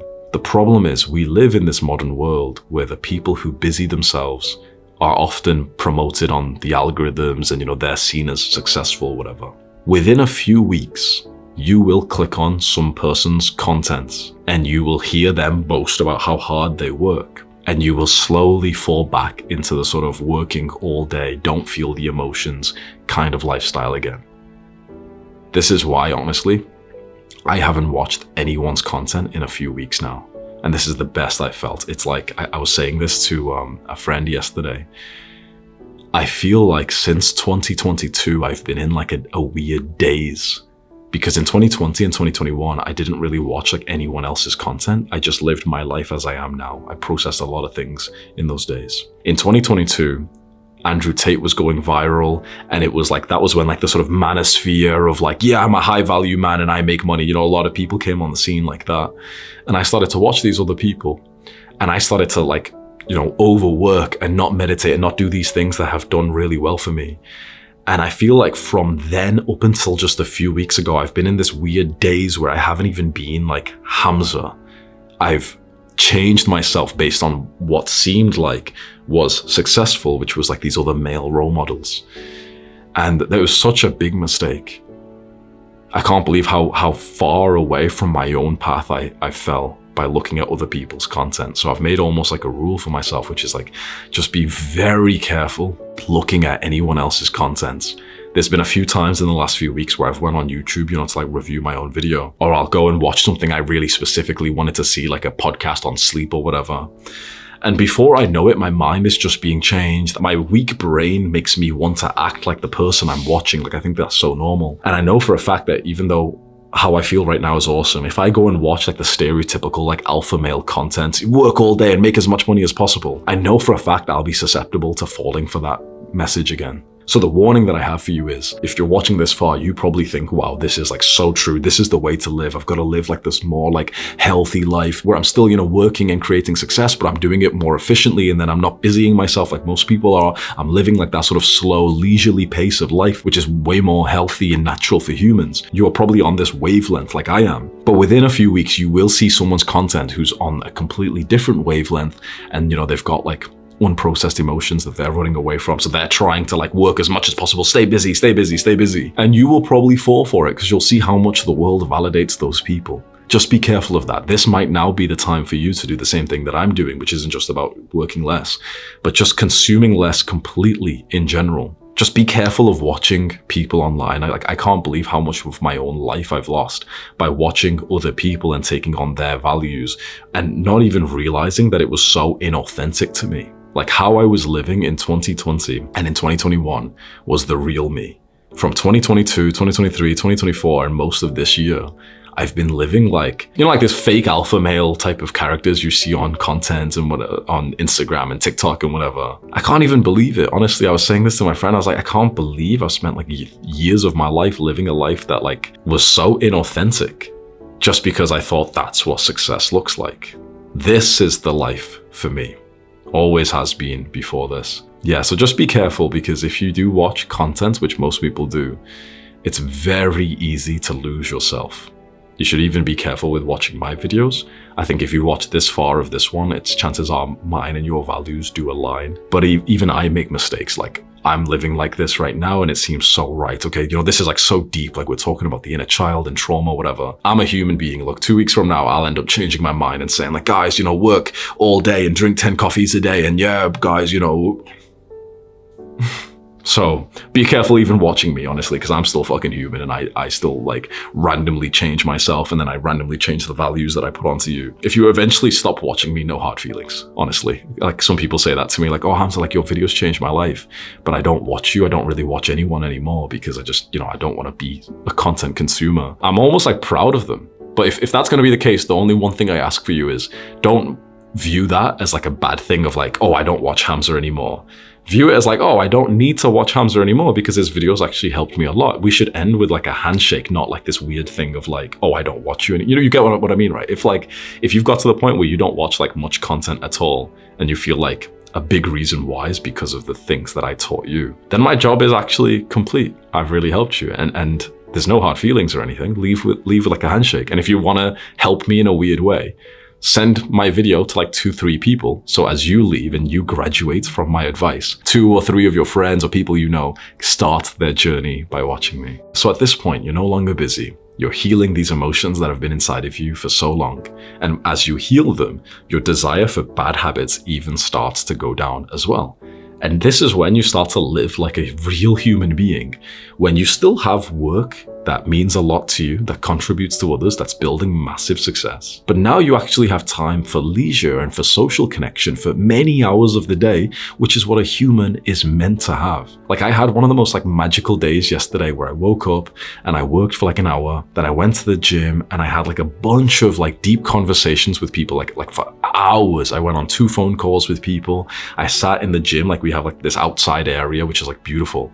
And I sat down there with a girl and we spoke, like she knew me for a long time. So we spoke about really deep things of like the transformation we've been through and everything. And I just like, I came home thinking like this This is life. It's not just like, being locked in and just working as much as possible, but it's like you have this full life where you have so much social connection. I went for lunch with my 2 friends yesterday. Like I did so much, right? And I still went to the gym and I still worked and I still made progress on recording this video because I recorded from yesterday. And it's like, this is the dream life. You're doing things not just to try and achieve one goal in life, but to have the best life possible. I feel like, and you probably could agree, I think most people could, most of the success that I've actually built is actually from when I was living like this, those early days, old Hamza, 2020, 2021, the start of 2022. That's when I've built like most of the success. A lot of the growth came in the later seasons of 2022, but that was almost like the momentum of the earlier years. And the times where I've actually done bad in business have been the ones where I've actually overworked. But the success that I've had in business has mostly come from these seasons where I've actually had like a full life with leisure time, with social connection. Yeah, you start to live this full life where you're actually working on something that means a lot to you, that contributes to others. You have time to meditate. You have time to go to the gym maybe twice a day. You have time to just sit around and to feel what you need to feel, to heal from things that you've had inside of you for so long, to do random like novelty things like, okay, you go to a different cafe today to go meet someone new and whatever. And it's such a beautiful life when you're not just obsessing over just one goal. By all means, you might have to do that at like the start of your journey. If you're really poor right now or something, fair enough. But like, this is at least for me, this is like the dream life. I was on a call with a friend once, a very intelligent person, and he ended up saying like the phrase, the purpose of life. And he said it in a way as if he had discovered it. He had discovered the purpose of life. And so I asked him, what do you think the purpose of life is? And he looked at me with such a nice smile and he went, to enjoy it. With all of the misery and suffering of the world, if you can say that you enjoy your existence, you're successful. The purpose of life is to enjoy it. Enjoyment does not come from drugs and stimulation. That's like fake pleasure that turns into pain. Really enjoying your life doesn't just come from the achievement of one goal, because a lot of people who are one-dimensional, like some of the greatest people in like boxing and basketball and golf and whatever, people who have done really well in one field, they actually don't enjoy their lives. If you go and like watch interviews with really successful people, they've sacrificed a lot of their life just for like the one goal. You can tell they don't even enjoy their lives. Look at this stuff. This is history here. You are history. This is garbage. I can say I bled for garbage. So this is meaningless. No, at one time it meant a lot. When you're just a young kid, this is everything to you. But then you realize your priorities change. And you just want your children to be happy and do nice things, and that makes you happy. This is nothing. The life of enjoyment, it seems to come when your life is full. You have work that contributes to others. It's kind of like, I don't know, for some reason I always imagine like some like old guys in like Italy, like they live by the sea and they work a few hours in the morning and then they take a nap with their wives and then they play music and they have like a 3-hour dinner where they drink some wine and they stay up late. And it's weird because guys like this, and they're drinking and staying up late, but they end up like living longer than like the biohacking entrepreneurs of the West anyway. And because this is the real life, how humans are meant to live. We're meant to work hard with full focus for a few hours a day. And then we're meant to have so much leisure time and social connection and so much time for sleep and exercise and sunlight. And if you can live like this, like that's such a beautiful life. Remember how before we spoke about the 4 levels of success? Most people are just going for level 3, rich and busy. But this life that I'm telling you about, that this guide is helping you to build, it's level 4, rich and not busy.